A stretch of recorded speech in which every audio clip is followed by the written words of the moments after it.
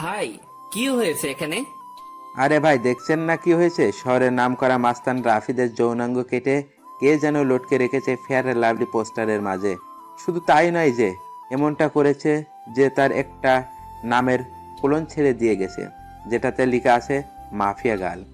লোকটার কথা শুনে থতমত খেয়ে গেলাম, কিন্তু লোকটাকে বুঝতে দিলাম না। ভাই, কে এই মাফিয়া গার্ল? তার বিষয়ে কোনো কিছু জানেন কি? ভাই, তার বিষয়ে আমি কেন, শহরে ডিবি পুলিশরাও তার খোঁজ বের করতে পারিনি। এমন ডেঞ্জারাস এই মাফিয়া গার্ল। আগের বারও লোকাল থানার ওসিকে এই অবস্থায় করে মেরেছিল। ভাই, তাহলে তো অনেক খাতারনাক একটা মানুষ এই মাফিয়া গার্ল। হ্যাঁ, অনেক খতরনাক সে। এবার আমি চললাম ভাই। কখন তার কানে পৌঁছে যায় যে আমি তাকে নিয়ে কথা বলছি, পরে সে আমারও এমন ভয়ঙ্কর অবস্থা করবে। ভাই, মাপও চাই, দোয়াও চাই। এমন বিধ্বংসভাবে মরার কোনো ইচ্ছে নেই আমার। তবে শেষে একটা কথা বলি, মাফিয়া গার্ল যেটা করেছে সেটা একদম ঠিক করেছে। কারণ এই রাফিদ অনেক অত্যাচার করেছে শহরের মানুষকে। এই জালিমের মজা বুঝিয়েছে মাফিয়া গার্ল।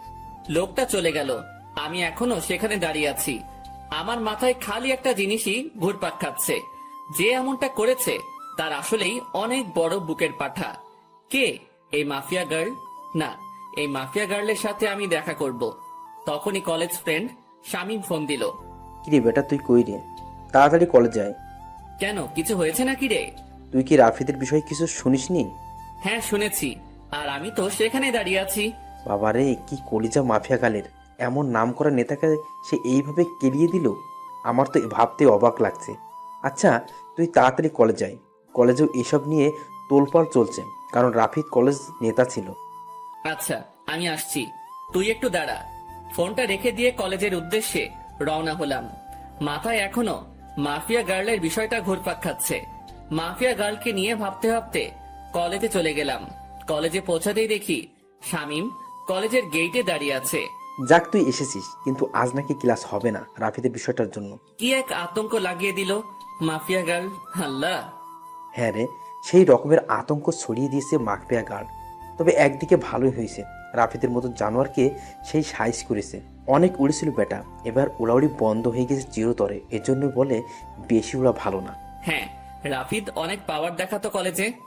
একদম শিক্ষা দিয়ে দিয়েছে মাফিয়া গার্ল। আচ্ছা, বাদ দে এখন ওসব কথা। চল নদীর পাড়ে গিয়ে আড্ডা দিব।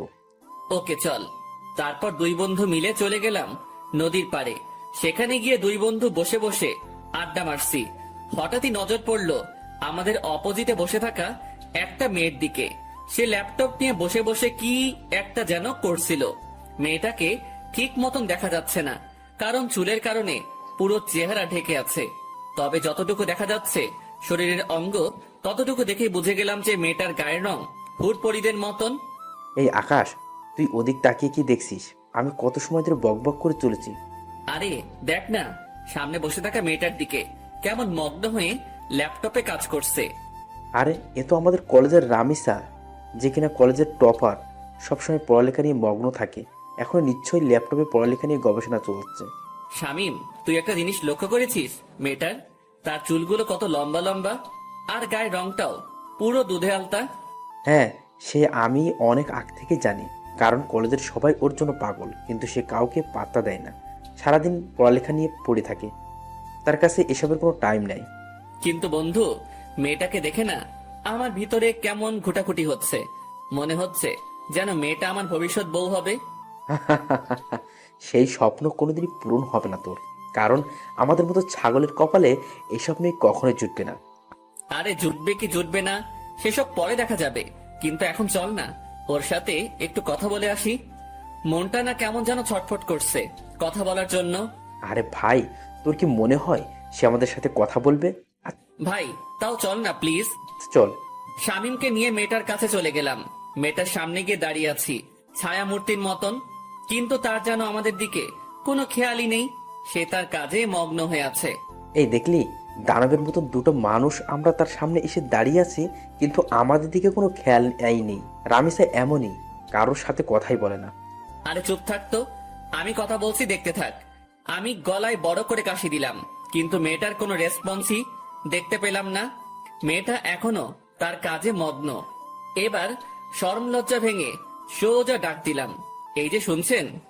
মেয়েটা আমার ডাক শুনে ল্যাপটপ থেকে মাথা তুলে তাকালো।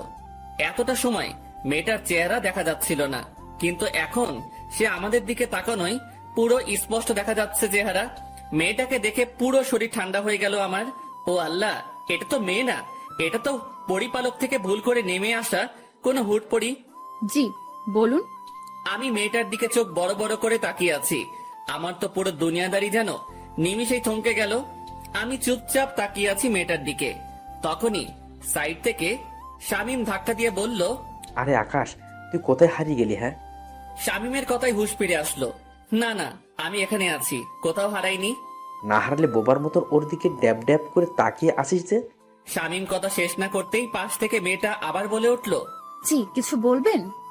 না না, কিছু বলবো না, আপনাকে শুধু চেয়ে চেয়ে দেখবো। মানে বুঝলাম না। আরে মানে আপনার সাথে একটু কথা বলতে চাই। জি বলুন, বললাম তো। আপনার পাশে কি একটু বসা যাবে আগে? পাশে বসে কি করবেন? কি বলতে এসেছেন সেটা বলে প্লিজ চলে যান। আমি এখন পড়া নিয়ে একটু বিজি আছি। আচ্ছা থাক, তাহলে অন্য একদিন বলবো। আচ্ছা। মেয়েটা আবার ল্যাপটপে মাথা গুজে দিল, আর আমি বোকার মতন সেখানে ঠায় দাঁড়িয়ে আছি। আমার যেন ভ্রুমি কাটছে না। মেয়েটাকে দেখার পর থেকে পুরোপুরি মাতাল হয়ে গেছি আমি। এই আকাশ, চল এবার। না, আমি যাব না, তুই যা। মানে কি আকাশ, এখানে দাঁড়িয়ে দাঁড়িয়ে কি করবি শুনি? মেয়েটাকে তাকিয়ে তাকিয়ে দেখবো। আকাশ, তোর মাথা কি খারাপ টারাপ হয়ে গেল নাকি? কি সব আবোল তাবোল বলছিস? হ্যাঁ হ্যাঁ, হয়তো হয়ে গেছে। ওহ আল্লাহ, কোন পাগলের পাল্লায় পড়লাম আমি। আচ্ছা শামীম, একটা কথা বলি। হ্যাঁ বল। আমার না মেয়েটাকে কোলে উঠিয়ে নিয়ে কাজী অফিসে দৌড় দিতে মন চাচ্ছে। ইচ্ছে করছে এখনই বউ বানিয়ে ফেলি মেয়েটাকে। একটা ঠাটিয়ে লাগিয়ে দিব তোর গালে বেটা ফাজিল। চল তুই এখান থেকে। শামীম আকাশকে টেনে সেখান থেকে নিয়ে আসলো। শামীম, এমনটা না করলেও পারতিস, আর একটু দেখতে দিলে কি হতো মেয়েটাকে। একদম চুপ তুই। কি সব পাগলামো শুরু করছিস আকাশ?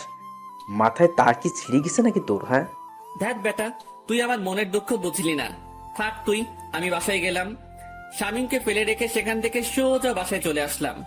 বাসায় এসে ব্যাগ রেখে ওয়াশরুমে চলে গেলাম। একটু পর ওয়াশরুম থেকে বের হয়ে না খেয়ে সোজা শুয়ে পড়লাম। মেয়েটাকে দেখার পর থেকে যেন খাওয়া দাওয়ার সমস্ত রুচি উঠে গেছে আমার। বিছানায় শুয়ে শুয়ে মেয়েটার কথা ভাবতে লাগলাম।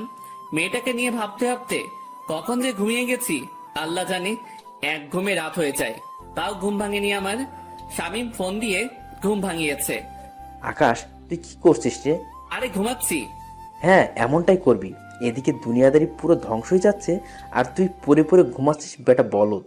আরে কি হয়েছে? তাড়াতাড়ি ইউটিউব ওপেন কর। একটা চ্যানেল থেকে মাফিয়াকার লাইভ এসেছে, আমি তোকে লিংক দিয়ে দিচ্ছি। কি? তাড়াতাড়ি লাফ দিয়ে বিছানা ছেড়ে উঠে পড়লাম।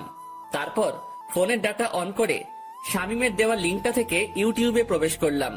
ইউটিউবে প্রবেশ করতেই দেখি মাফিয়া গার্ল লাইভে এসেছে। চেহারা দেখা যাচ্ছে না, পুরো মুখ ঢাকা তার। আর তার থেকে বড় কথা, মেকানিক্যাল একটা অটো ভয়েস থেকে সে লাইভে এসেছে। দেখুন, সবার উদ্দেশ্য করেই বলছি, আমাকে ধরা তো দূরের কথা, সেসব কিছু নিয়ে চিন্তা করলেও ঘাট থেকে মস্তক আলাদা করে দিব আমি। আর আজকে লাইভে আসার উদ্দেশ্য হলো নেতা রাফিদের ব্যাপারে কিছু জানানোর আছে আপনাদেরকে।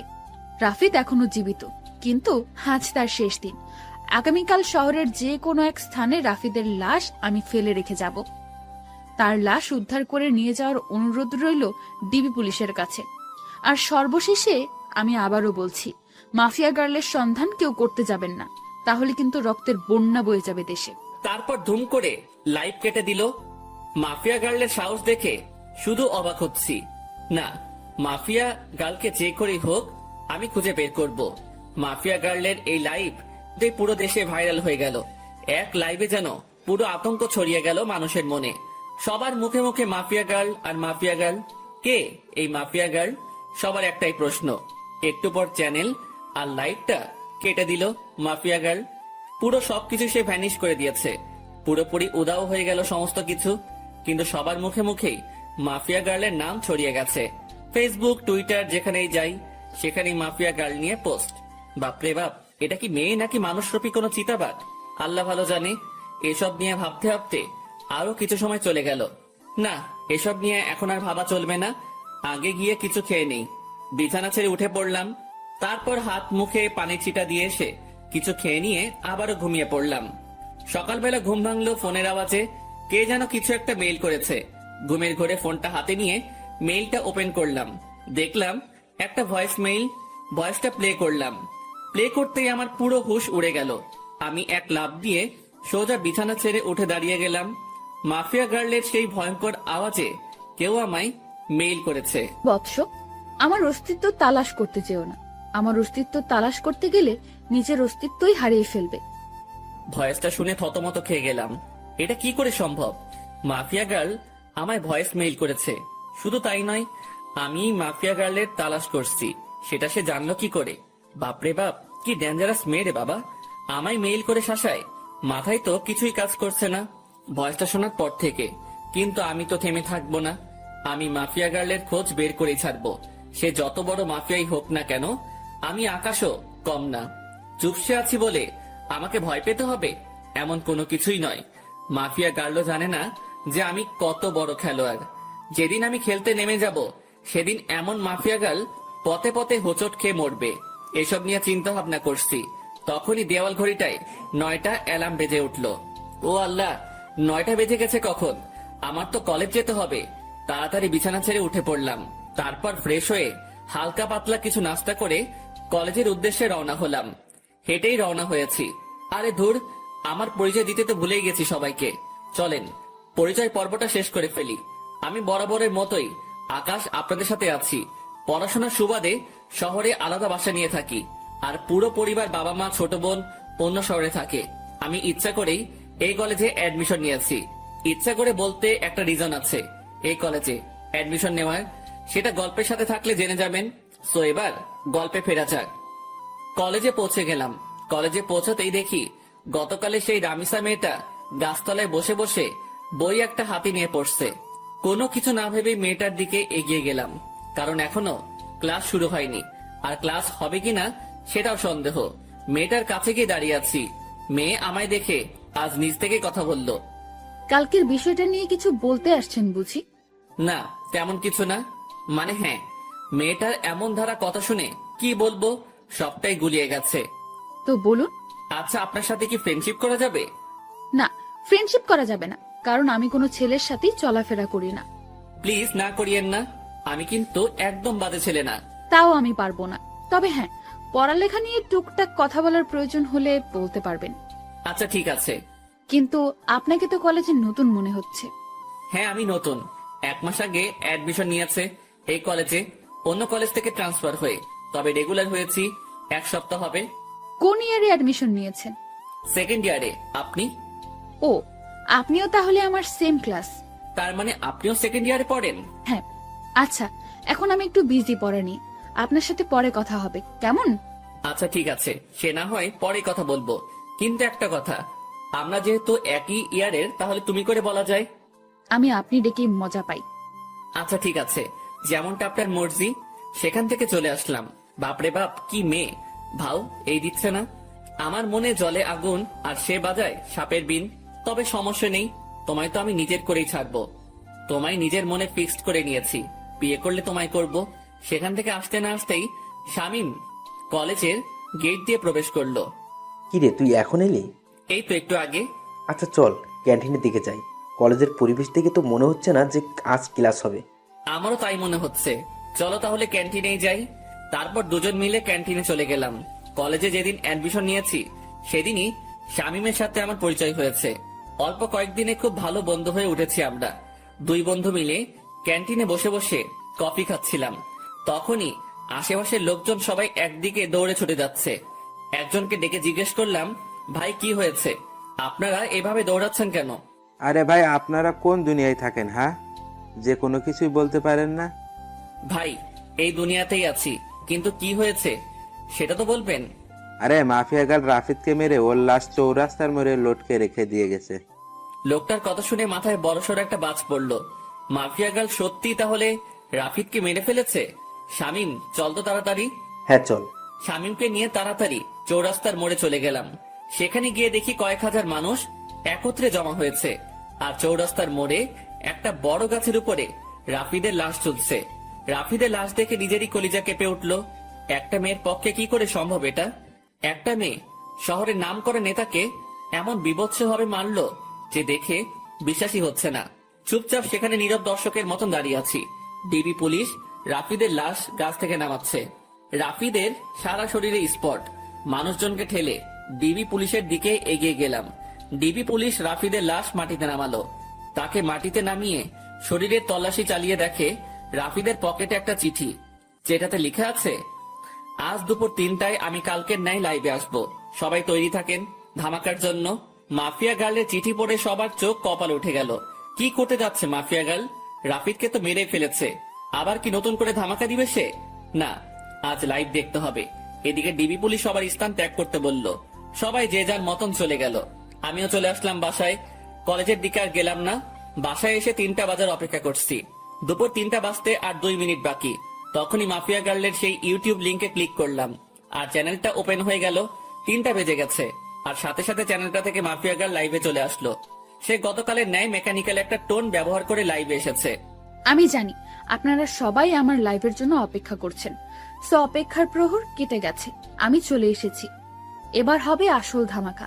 আপনারা সবাই রাফিদের লাশ তো পেয়ে গেছেন। এবার লিস্টে রয়েছে এসপি ওসমান। তার মরার পালা চলে এসেছে। এসপি ওসমান, মৃত্যুর জন্য তৈরি হয়ে নে। এবার তোকে আমার হাত থেকে কেউ রক্ষা করতে পারবে না। সমাজের আড়ালে লুকিয়ে থাকা সব কটা মুখোশধারীকে এইভাবে ভয়ানক মৃত্যুদণ্ড দিব আমি। কেউ তোদেরকে আমার হাত থেকে বাঁচাতে পারবে না। আর শুনে রাখেন সকলেই, আমি কোনো খারাপ কাজ করছি না। সমাজের নষ্টাগুলোকে বেছে বেছে সাজা দিচ্ছি। এসপি ওসমানের মৃত্যুর পর বাকি টার্গেটের নাম আমি বলে দেব। এসব কিছু আমি সমাজের ভালোর জন্যই করছি। তবে হ্যাঁ, আমার পার্সোনাল একটা মাকসাদ আছে। সেটা হলো আমি আগুনের সাথে দেখা করতে চাই এসব করে। সে যেন নিজেই আমার কাজকর্ম দেখে আমার সাথে দেখা করে। যতদিন না সে আমার সাথে দেখা করবে ততদিন আমি এইরূপ কাজ করেই যাব। মাফিয়া গার্লের মুখে আগুন নামটা শুনে ভিতরে ছ্যাত করে উঠল। আল্লাহ, এ তো দেখি উল্টো চক্র। যেখানে মাফিয়া গার্লকে আমি খুঁজছি সেখানে সে উল্টো আগুনের তালাশ করছে। না, মাফিয়া গার্লের খোঁজ বের করতেই হবে, যে করে হোক না কেন। আমি মাফিয়া গার্লকে খুঁজে বের করবই। তবে আগে মাফিয়া গার্লের পরিশেষটা শুনি, সে কি বলতে চাই। আগুন, আপনি যেখানেই আছেন না কেন, আপনি যদি আমার তালাশ না করেন তাহলে এসব কোনোদিনও বন্ধ করব না আমি। একটা কোডিং দিয়ে গেলাম আমার 2244। এই কোডিংটা আপনি ছাড়া কেউ বুঝবে না, সো নিজেই আমার খোঁজ বের করুন। মাফিয়া গার্লের কোডিং শুনে আরো মাথা খারাপ হয়ে গেল। মাফিয়া গার্ল চাইছে তা কি? কিছুই তো মাথায় কাজ করছে না। সে আগুনের সাথে দেখা করতে চায়, তার উপরে আবার সে নিজের লিড কোড ইউজ করছে। মাথা তো পুরো কাজ করা বন্ধ করে দিয়েছে। আর কিছুই যেন ভাবতে পারছি না, মাথা পুরো জ্যাম হয়ে গিয়েছে। মাফিয়া গার্ল লাইভ কেটে দিয়ে বের হয়ে গিয়েছে।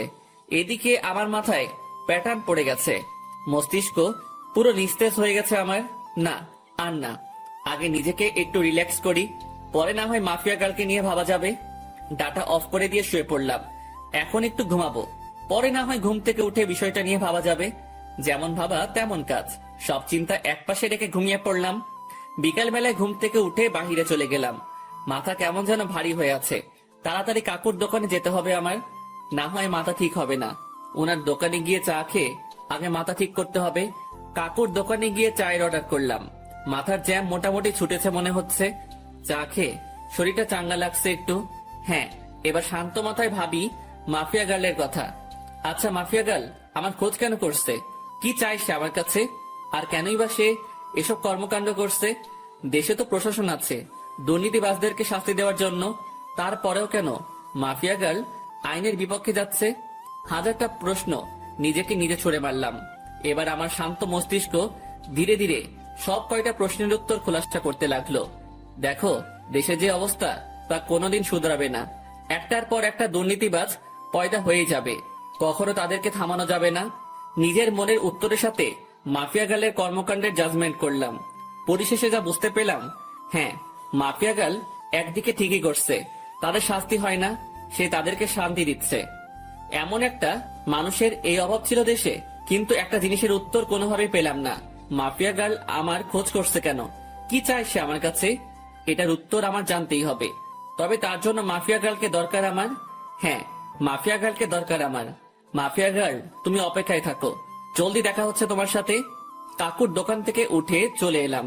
ভিতরে খালি একটা জিনিসই কাজ করছে, মাফিয়া গার্লের খোঁজ বের করা। হ্যাঁ, সেটা আমি অতি শীঘ্রই বের করে ফেলবো। তারপর হবে আসল খেলা। যদি অসাধু কোনো মতলব থাকে আগুনকে নিয়ে মাফিয়া গার্লের, তখন মাফিয়া গার্ল বুঝতে পারবে যে কত ধানে কত চাল। আগুনও কোনো ফেলনার জিনিস না, সেটা সে তখন হারে হারে টের পাবে। তবে তার একটা হেস্তনেস্ত করবই আমি। সে আগুনকে হয়রানি করিয়েছে। সে জানে না যে সে আগুন নিয়ে খেলা করছে। যে আগুন বছর 3 আগে জ্বলে উঠেছিল, সেদিন কয়েক শতাধিক মানুষের চোখে মুখে ছিল কান্না, আর আতঙ্কে ছিল পুরো দেশ। আর সে আগুনকে মাফিয়া গার্ল নামক 2 দিনের একটা মেয়ে ফোর্স করে দেখা করার জন্য। এটার মজা তাকে বুঝাবো আমি। এসব নিয়ে ভাবতে ভাবতে বাসায় চলে এলাম। বাসায় এসে কিছু সময় বই নিয়ে ঘাটাঘাটি করে উঠে পড়লাম। তারপর খেয়ে দিয়ে বিছানায় পিঠ এলিয়ে দিলাম। শুয়ে শুয়ে ফেসবুকিং করছি, নিউজ ফিড ঘাটছিলাম। তখনই মাফিয়া গার্লকে নিয়ে একটা পোস্ট সামনে এলো। কে যেন গ্রুপে মাফিয়া গার্লকে নিয়ে পোস্ট করেছে। পোস্টের ক্যাপশনে লেখা, mafia girl is the best women in the world. ইস, আমিও যদি মাফিয়া গার্লের মতন হতে পারতাম। পোস্টটা দেখে একটা রিয়াকশন মনে পড়লো, বাবা গো বাবা, টুরু লাভ। আরে বেটা, তোর যদি এতই মাফিয়া গার্লের মতন হওয়ার ইচ্ছা, তাহলে লিঙ্গ পরিবর্তন করে মাফিয়া গার্লের মতন কাজকর্ম শুরু করলেই পারিস। যত সব বিরক্তিকর পোস্ট, মাথা পুরো বিগড়ে যাচ্ছে মানুষের আহ্লাদ দেখে। কি যে পেয়েছে মানুষ মাফিয়া গার্লকে নিয়ে, আল্লাহ। যেখানে যাই সেখানেই মাফিয়া গার্ল আর মাফিয়া গার্ল, পুরো ডিসকাস্টিং। বাঙালি কিছু একটা পেলেই ভার্চুয়াল জগতে তোলপাড় শুরু করে দেয়, বিশেষ করে ফেসবুকে। বিরক্ত নিয়ে ফেসবুক থেকে বের হয়ে আসলাম। তারপর ঘুমিয়ে গেলাম। পরের দিন সকালবেলায় উঠে কলেজে চলে গেলাম। কিন্তু আমি আমার খোঁজ চালু করে দিয়েছি। মাফিয়া গার্লের খোঁজ করতে করতে 2-1 দিন কেটে গেল। অনেক চেষ্টা চালিয়েছি মাফিয়া গার্লের খোঁজ বের করার, কিন্তু কোনো রকমেই খোঁজ বের করতে পারলাম না। কিন্তু আমি হাল ছাড়বো না। তবে একটা কথা, আমি যদি পাওয়ার খাটাই তাহলে ঘন্টা খানিকের মধ্যে মাফিয়া গার্লের খোঁজ পেয়ে যাব আমি। কারণ আমার জন্য কোনো কিছুই অসম্ভব নয়। আমি সেই খতরনাক খেলাড়ি যে কিনা অনেক বড় বড় মাপের মানুষের হাল খারাপ করে দিয়েছি। আমি সেই আগুন। আমি একবার হাতের ইশারা করলেই মাফিয়া গার্লকে আমার সামনে নিয়ে চলে আসবে আমার ছেলে পেলে। কিন্তু আমি চাই না পাওয়ার খাটাতে। আমি চাই নিজের বলে ওকে বের করব। আর তাছাড়া পাওয়ার খাটাতে গেলে আমার অতীত সামনে চলে আসবে। কিন্তু আমি চাই না আমার অতীত সামনে আসুক। তাই চুপিসারে খোঁজ চালাতে থাকলাম। এভাবে আরো কয়েকটা দিন কেটে গেল। আমি মাফিয়া গার্লের খোঁজ চালু রাখলাম। এখনো তাকে বের করতে পারিনি। তবে হঠাৎ একদিন আরেকটা ভয়ঙ্কর ঘটনা সামনে এলো। মাফিয়া গার্ল সেই এসপি কে মেরে ফেলেছে। শুধু তাই নয়, রাফিদের থেকে বিভৎসভাবে মেরেছে তাকে। এসপি কে মেরে তার যৌনাঙ্গ কেটে মুখের সাথে সেলাই করে দিয়ে কারেন্টের খাম্বায় লটকে রেখেছে। সাথে গলার মধ্যে একটা নেম প্লেট ঝুলিয়ে দিয়েছে, যাতে লেখা আছে, আমি এসপি এনামুল, দুর্নীতির জন্য আজ আমার এমন ভয়াবহ মৃত্যু হয়েছে। এবার তো আরো আতঙ্ক ছড়িয়ে গেল। আগেরবার রাফিদ, এবার প্রশাসনিক কর্মকর্তা। এমন কর্মকাণ্ড করে মাফিয়া গার্ল এবার আরো ভাইরাল হয়ে গেল দেশে। এদিকে আমার মাথায় তো বাজ পড়েছে মতন অবস্থা। না, এবার আর চুপ থাকবো না। মাফিয়া গার্লকে এবার টেনে হেসড়ে বের করে আনবো আড়াল থেকে। আমি এসব নিয়ে ভাবছিলাম, তখনই শামীমের ফোন। কিরে, তুই কই রে? চৌরাস্তার মোড়। কেন? রামিসা তোর খোঁজ করছে, তাড়াতাড়ি কলেজে আয়। হঠাৎ রামিসা আমার খোঁজ করলো কেন? তা আমি জানবো কি করে? তুই কলেজে এসে ওর খোঁজ জেনে নে, সে কেন তোর খোঁজ করছে। ওকে, আমি আসছি। ফোনটা রেখে দিয়ে কলেজের উদ্দেশ্যে রওনা দিলাম। আজ 2 দিন কলেজে যাওয়া হচ্ছে না, কারণ শরীর একটু অসুস্থ। তার থেকে বড় কথা, মাফিয়া গার্লের খোঁজ করছি আমি। কিন্তু এখন শামীম ফোন দিয়ে যেতে বলল। তাড়াতাড়ি কলেজে চলে গেলাম। কিরে, রামিসা কই? ওই যে ওই দিকটাতে বসে আছে। আচ্ছা, আমি দেখে আসছি কেন ডেকেছে সে। শামীমকে রেখে রামিসার কাছে চলে গেলাম। এই যে, কেন খোঁজ করেছো আমায়? কেন, আপনি জানেন না? আমি জানবো কি করে যে তুমি আমার কেন খোঁজ করেছো? আমাকে একটা অ্যাসাইনমেন্ট দেখিয়ে দিতে বলেছিলেন যে, মনে নেই? সেটা আমি করে এনেছি বাসা থেকে। Oh my God, Ramisa, sorry sorry sorry. আমি আসলে সত্যিই ভুলে গিয়েছিলাম জিনিসটা। পাঠকটা হয়তো ভাবছেন যে তাকে আমি কখন অ্যাসাইনমেন্ট দেখিয়ে দিতে বলেছি, আর তার সাথে আমার কথা হলো কি করে। আসলে হলো যে সে আমায় যখন বলেছে পড়াশোনার বিষয় নিয়ে চাইলে বন্ধুত্ব করতে পারে সে, তারপর তার সাথে আমি সেই রূপ বন্ধুত্ব করি। কারণ কোনো কিছু হতে হলে তার সাথে আগে মিশতে হবে আমাকে। তাই আমি পড়াশোনার বাহানা দিয়ে তার সাথে মিশেছি। অনেক কষ্ট হয়েছে তার সাথে মিশতে। শুরুতে তো রাজি হয়নি, পরে পড়াশোনার বুঝিয়ে নেওয়ার বাহানা করে মিশেছি। এই যে কি হলো, চুপ হয়ে গেলেন যে? আরে না, তেমন কিছু না। আচ্ছা, নেন খাতাটা, এটার মধ্যে আমি করে দিয়েছি। অনেক অনেক ধন্যবাদ রামিসা। তারপর রামিসার হাত থেকে খাতাটা নিলাম, কিন্তু হঠাৎ চোখ গেল তার হাতের আঙুলের দিকে। আঙুলের পাশে একটা সামান্য করে কালো দাগ, যেই দাগটা আমার মোটামুটি পরিচিত। কার হাত যেন দেখেছি আমি এমন একটা কালো দাগ। দেবাঙ্গে প্রেসার দিলাম, তখনই মনে পড়লো মাফিয়া গার্ল যখন লাইভ এসেছিল তখন তার হাতেও এমন একটা কালো দাগ ছিল। যদিও তার চেহারা কালো কাপড়ে ঢাকা ছিল, কিন্তু আঙুলের পাশের কালো দাগটা স্পষ্ট দেখা গিয়েছিল। মাথা পুরো চক্কর দিয়ে উঠলো জিনিসটা ভাবতেই। তার মানে কি এই রামিসাই সেই মাফিয়া গার্ল? ভিতরে ভিতরে কৌতূহল কাজ করছে একটা। না, কৌতূহল আর পুষে রাখবো না। সোজা রামিসাকে জিজ্ঞেস করলাম, রামিসা তোমার হাতে ওটা কিসের দাগ? রামিসা আকাশের কথা শুনে থতমত খেয়ে যায়। কিসের দাগ? হাতের আঙুলের পাশে একটা কালো দাগ দেখলাম। আমি সেটার কথা বলছি। আমার কথা শুনে রামিসা কেমন যেন ঘাবড়ে গেল। না না, ওটা কিছু না, এমনিতেই চোট লেগেছিল ছোট থাকতে আমার, তখন এই আঙ্গুলের পাশে কালো স্পটটা পড়েছে। ও, কিন্তু দাগটা না আমার বেশ পরিচিত।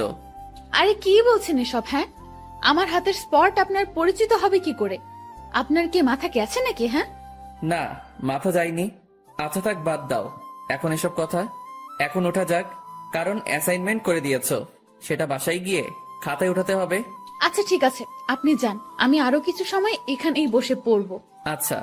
তারপর সেখান থেকে চলে এলাম, কিন্তু মনের ভিতর কেমন যেন একটা খটকা লাগছে। মাফিয়া গার্লের হাতে যেমন কালো দাগ, ঠিক তেমন কালো দাগ রামিসার হাতে।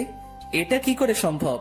আর তাছাড়া রামিসার সাথে কথা বলার সময় লক্ষ্য করেছি সে কেমন যেন ঘাবড়েছিল।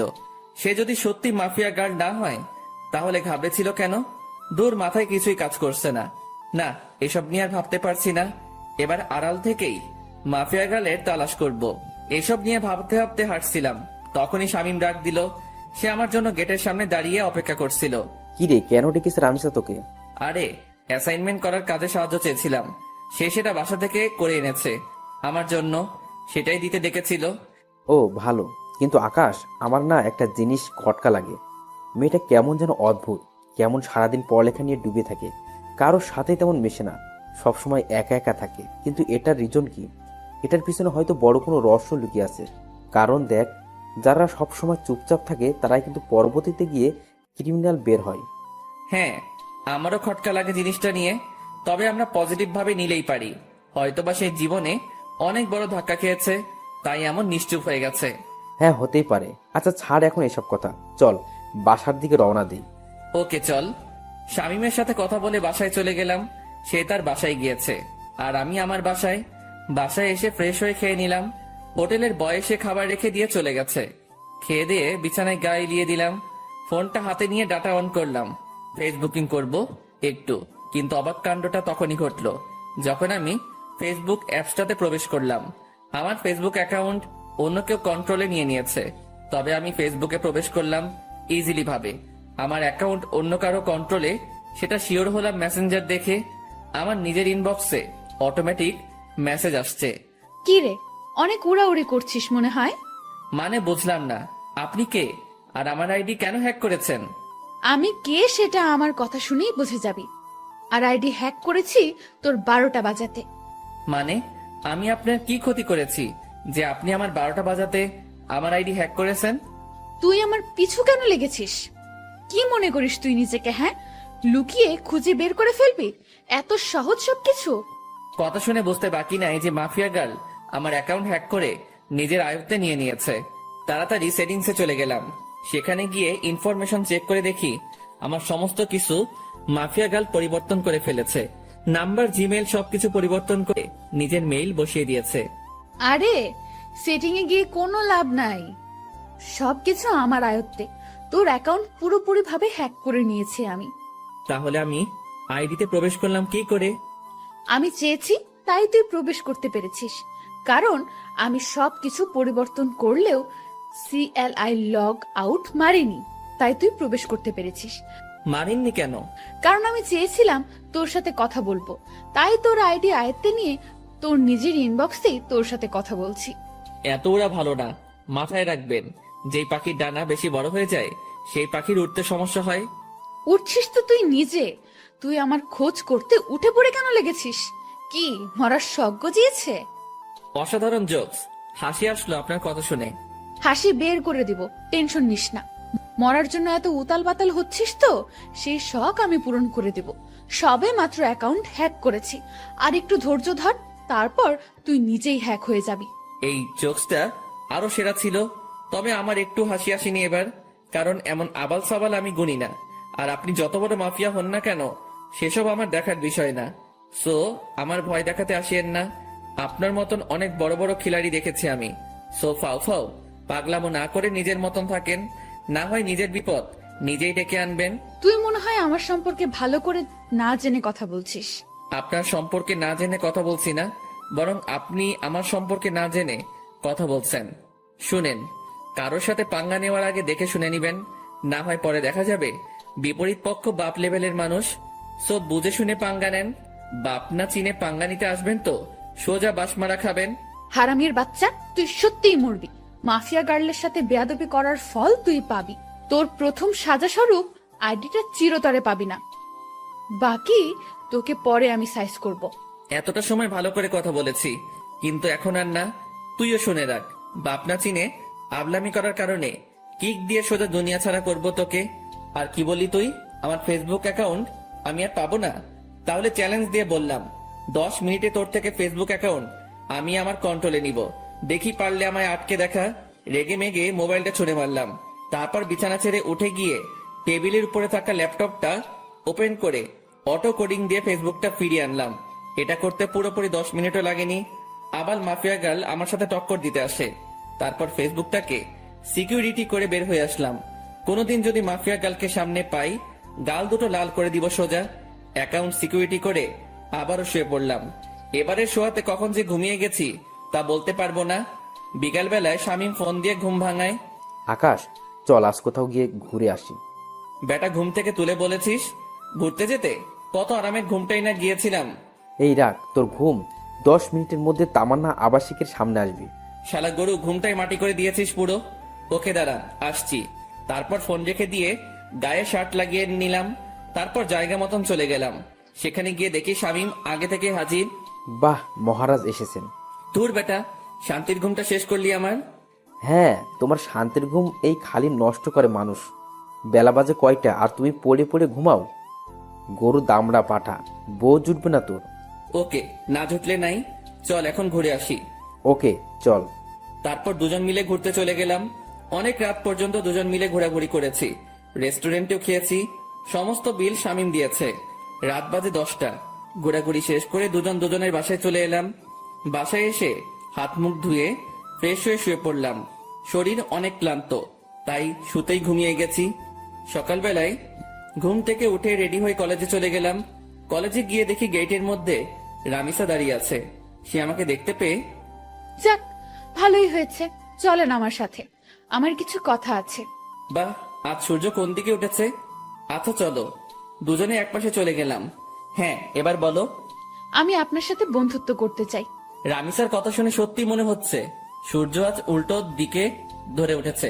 এই এই কি হয়েছে বলো তো? তুমি আজ নিজ থেকে আমার সাথে ফ্রেন্ডশিপ করতে চাইছো, কারণ কি? তুমি তো পড়ার বিষয় ছাড়া কোনো কিছু নিয়ে কথা বলতে বারণ করেছো। দেখুন, আসলে আমার জীবনে অনেক বড় একটা ধাক্কা খেয়েছি আমি, তাই কাউকেই আর বিশ্বাস করতে পারি না আমি। অনেক ভয় হয় আমার, কিন্তু আপনাকে আমার অনেক বিশ্বাস হয়, তাই আমি আপনার সাথে বন্ধুত্ব করতে চাই। কি নিয়ে ধাক্কা খেয়েছো? তা না হয় পরে কোনো একদিন বলবো না। এখন কি বন্ধুত্ব করবেন আমার সাথে? আচ্ছা। আচ্ছা মানে কি ধরে নিব আমি? বন্ধুত্ব করেছেন? হ্যাঁ, কিন্তু তাহলে তুমি আমায় আপনি বলতে পারবে না, তুমি করে বলতে হবে। ওকে, আপনি বলবো না, তুমি করেই বলবো। রামিসার সাথে বন্ধুত্ব হয়ে কি যে খুশি লাগছে তা বলে বোঝাতে পারবো না, কারণ ভালোবাসার প্রথম ধাপ বন্ধুত্ব। রামিসার সাথে আমার সেটাই হয়েছে। এর মাঝে কয়েকটা দিন কেটে গেছে। ধীরে ধীরে দুজনের বন্ধুত্ব আরো গভীর হয়ে গেল। দুজন দুজনের অনেকটা ক্লোজ চলে এসেছি। সে আমার সাথে বন্ধুর মতোই আচরণ করে, কিন্তু আমার আচরণে তাকে যে আমি ভালোবাসি সেটা তাকে বোঝানোর ট্রাই করি। তবে সবকিছুর ভিড়ে মাফিয়া গার্ল আমার মন থেকে সরেনি। তাকে এখনো খোঁজ করে বেড়াচ্ছি আমি, কিন্তু কোনো খোঁজই পাইনি তার। তবে রামিসাকে আমার কিছুটা সন্দেহ হয়, কারণ তার হাতের কালো দাগটা মাফিয়া গার্লের সাথে মিলে।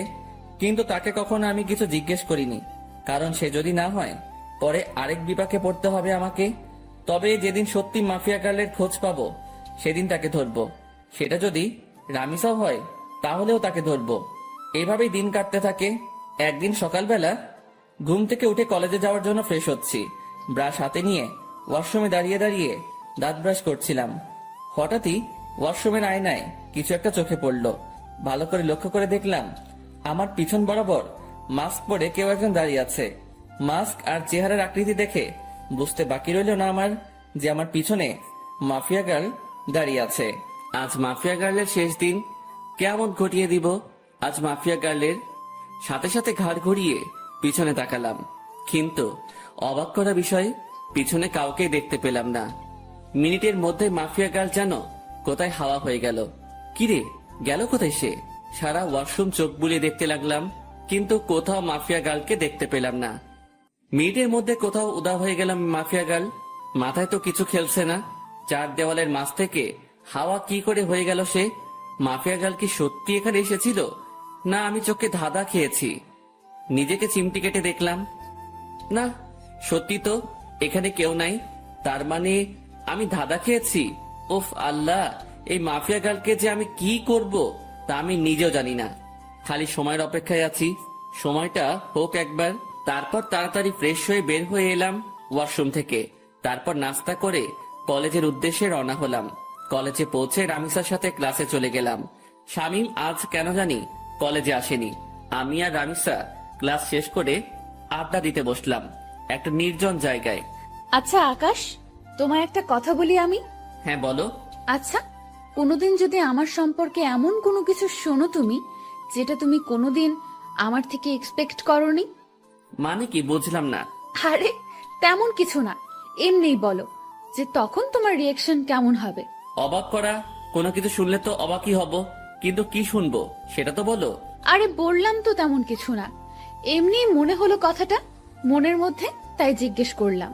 রামিসা, তোমার একটা কথা বলি প্লিজ, আমার থেকে কখনো কোনো কথা লুকিও না তুমি। কারণ তুমি জানো না যে তোমার জন্য আমার মনে কতটুকু জায়গা রয়েছে। না, লুকাবো না কোনো কথা। আচ্ছা রামিসা, আরেকটা কথা, আমি চাই তুমি আমার সাথে সারা জীবন থাকো। সারা জীবন কি করে থাকবো? আজ না হয় একই সাথে পড়ি দেখে এতটা মিল মহব্বত, কিন্তু একদিন না একদিন তো ছেড়ে যেতেই হবে। রামিসার কথা শুনে কলিজাটা মোচড় মেরে উঠল। আমি যেন কথাটা শোনার জন্য প্রস্তুত ছিলাম না। না, যত যাই হোক, রামিসা আমায় ছেড়ে যেতে পারে না। আমি আমার জীবনের বিনিময় হলেও তাকে আটকে রাখবো আমার কাছে। খপ করে রামিসার হাত চেপে ধরলাম। আই আকাশ, কি করছো কি? রামিসা, না, তুমি আমায় ছেড়ে কখনো কোথাও যাবে না। আমি তোমায় কোথাও যেতে দিব না। যেদিন তোমায় প্রথম দেখি সেদিনই ভালোবেসে ফেলি তোমায়। প্লিজ, তুমি আমায় ছেড়ে কোথাও যাবে না। আই আকাশ, তোমার কি মাথা টাথা খারাপ হয়ে গেল নাকি? কি সব আবল তাবল বকতেছো? না, আমার মাথা খারাপ হয়নি। Ramisa, I love you. আমি তোমায় সত্যি অনেক বেশি ভালোবাসি। আকাশ, তোমার সত্যিই মাথা খারাপ হয়ে গেছে। তুমি আমার ব্যাপারে কোনো কিছুই জানো না, তা না জেনেও পাগলামি করছো। যখন সবটা জানবে তখন তুমি আমার চেহারাও দেখতে চাইবে না। না, আমি এত কিছু শুনতে চাই না। আমি ব্যাস তোমাকে চাই, আর কিছু দেখার সময় নেই আমার। আকাশ, আমি তুমি ক্ষমা করো, আমি তোমাকে ভালোবাসতে পারবো না। তবে হ্যাঁ, তোমার ব্যাপার নিয়ে ভেবে দেখব। যদি মন থেকে কোনো সাড়া পাই তাহলে হ্যাঁ করব তোমাকে। কিন্তু আমার মনে হয় না যে আমার মন হ্যাঁ করবে, কারণ আমার জীবনের অনেক বড় একটা মাকসাদ আছে। আমার ফোকাস শুধু সেটা নিয়ে। এর মধ্যে নতুন করে প্রেম ভালোবাসা জন্ম নেবে না কখনো। রামিসা কি সব মাকসাদের কথা বলছে, কিন্তু আমার তো তাকে চাই, শুধুই তাকে চাই। না, আমি রামিসাকে নিজের করেই ছাড়বো, সেটা যে কোনো কিছু বিনিময় হোক। দরকার হয় আমার পুরনো রূপ ধারণ করব, তাও আমি রামিসাকে নিজের করে ছাড়বো। রামিসা, তোমার যত সময় লাগে তুমি নাও, তাও প্লিজ আমার তোমাকেই চাই। আকাশ, আমি বললাম তো আমি ভেবে দেখব। প্লিজ এমন পাগলামো করো না। আচ্ছা ঠিক আছে। হ্যাঁ চলো, এবার উঠা যাক, অনেকটা সময় হয়েছে, বাসায় যাওয়া দরকার। হ্যাঁ চলো। তারপর রামিসাকে বিদায় দিয়ে বাসায় চলে আসলাম। বাসায় এসে ফ্রেশ হয়ে খেয়ে দিয়ে নিত্যদিনের রুটিন ফ্লো করলাম। শুয়ে শুয়ে কিছুটা সময় ফেসবুকিং করব, তারপর ঘুমিয়ে পড়ব। আজকেও একটা অবাক করা কাণ্ড ঘটলো ফেসবুকে ঢোকার সাথে সাথে। আজকে মাফিয়া গার্ল আমার ফেসবুক অ্যাকাউন্ট হ্যাক করার চেষ্টা করেছে, কিন্তু করতে পারিনি, কারণ আমি টাইট সিকিউরিটি করে রেখেছি। কারোর বাপের সাধ্য নাই যে আমার অ্যাকাউন্ট হ্যাক করবে এখন। তৎক্ষণাৎ একটা মেইল আসলো মাফিয়া গার্ল নামক একটা ব্ল্যাঙ্ক জিমেইল থেকে। নিজেকে অনেক বড় কিছু ভাবিস তুই, আমিও দেখব তুই কতদিন নিজেকে গুটিয়ে রাখতে পারিস। মেইলটা দেখে চরম লেভেলের মেজাজ খারাপ হয়ে গেল। ইচ্ছে করছে মাফিয়া গার্লকে ধরে এনে কানের নিচে কয়েকটা লাগিয়ে দেই, কিন্তু তাকে পাবো কোথায়? তার কোনো ইনফরমেশনই তো আমার কাছে নেই। এদিকে রাগের মাত্রা আরো দ্বিগুণ হয়ে গেল। দাঁড়া, আজ তোর 12টা বাজাচ্ছি, এমন গালি দিব তোকে তুই নিজে এসেই আমার কাছে ধরা দিবি। মাফিয়া গার্লের সেই জিমেলটাতে ক্লিক করলাম। জিমেলটাতে ক্লিক করতে সেটা উদাও হয়ে গেল, এরর দেখাচ্ছে।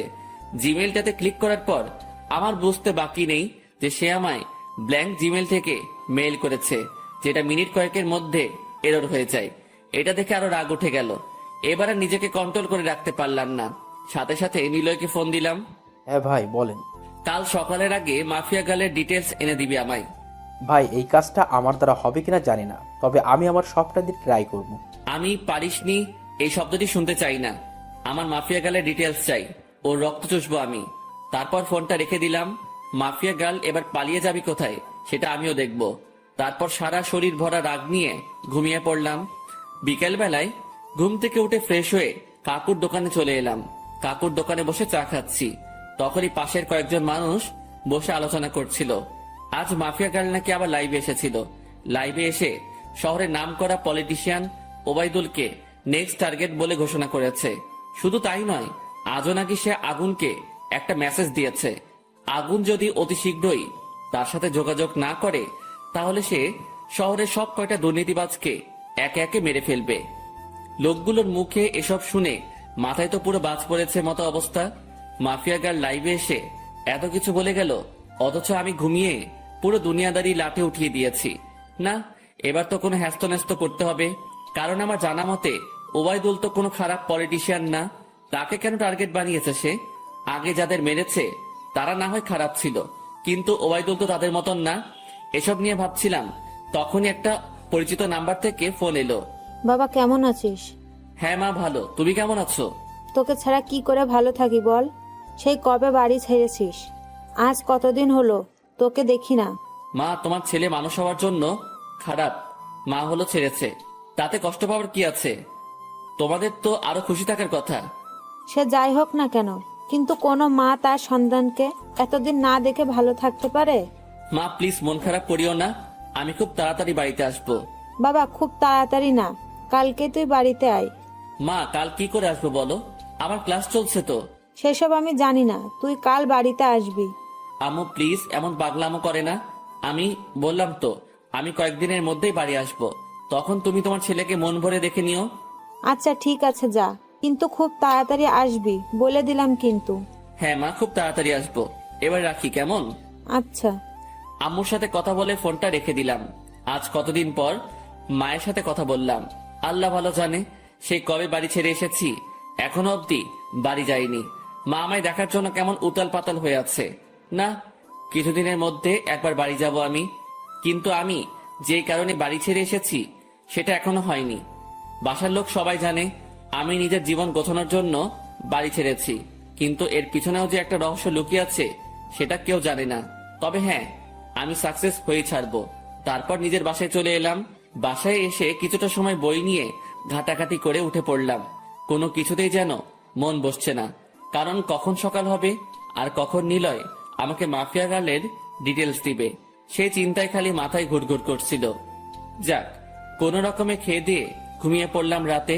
সকাল হলেও মাফিয়া গার্লকে সেটা আমি জেনে যাব। সকালবেলায় ঘুম থেকে উঠে মোবাইলটা হাতে নিলাম। ফোনটা হাতে নিয়ে দেখলাম নিলয় আমার কয়েকটা ছবি মেইল করেছে।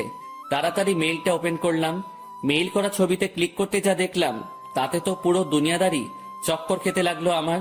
কারণ ছবির মানুষটা আমার খুব পরিচিত, যেই মুখটার মুখোমুখি কয়েক হাজারবার হয়েছে আমি নিজের চোখকে বিশ্বাস করাতে পারছি না যে এই মেয়েই সেই মাফিয়া গার্ল যাকে আমি চোখের সামনে কয়েক হাজারবার দেখেছি, যার সাথে আমার চরম লেভেলের উঠা বসা। সাথে সাথে নিলয়কে ফোন লাগালাম। নিলয়, তুই শিওর তো যে এই মেয়ে মাফিয়া গার্ল? ভাই আজ পর্যন্ত আমার দেওয়া কোনো তথ্য কোনোদিন ভুল হয়েছে? না, হয়নি। কিন্তু এটা কি করে সম্ভব নিলয়? ঈশিতা কি করে এমনটা করতে পারে? ঈশিতা তো আমার কলেজ ফ্রেন্ড ছিল, যার সাথে দীর্ঘ কয়েক বছর কাটিয়েছি আমি। কলেজ লাইফ পুরোটাই তার সাথে কেটেছে আমার। কিন্তু সে পরবর্তীতে এমন ভয়ঙ্কর রূপ নিল কেন? আমার তো নিজের চোখকে বিশ্বাস করাতে অবাক লাগছে। না, হয়তো কোনো ভুল হচ্ছে নিলয় তোর। ভাই আমি 100% সিওরিটি দিয়ে বলতে পারবো এই মেয়ে মাফিয়া গার্ল, আর আমি পুরোপুরি শিওর হয়েই আপনাকে বলছি।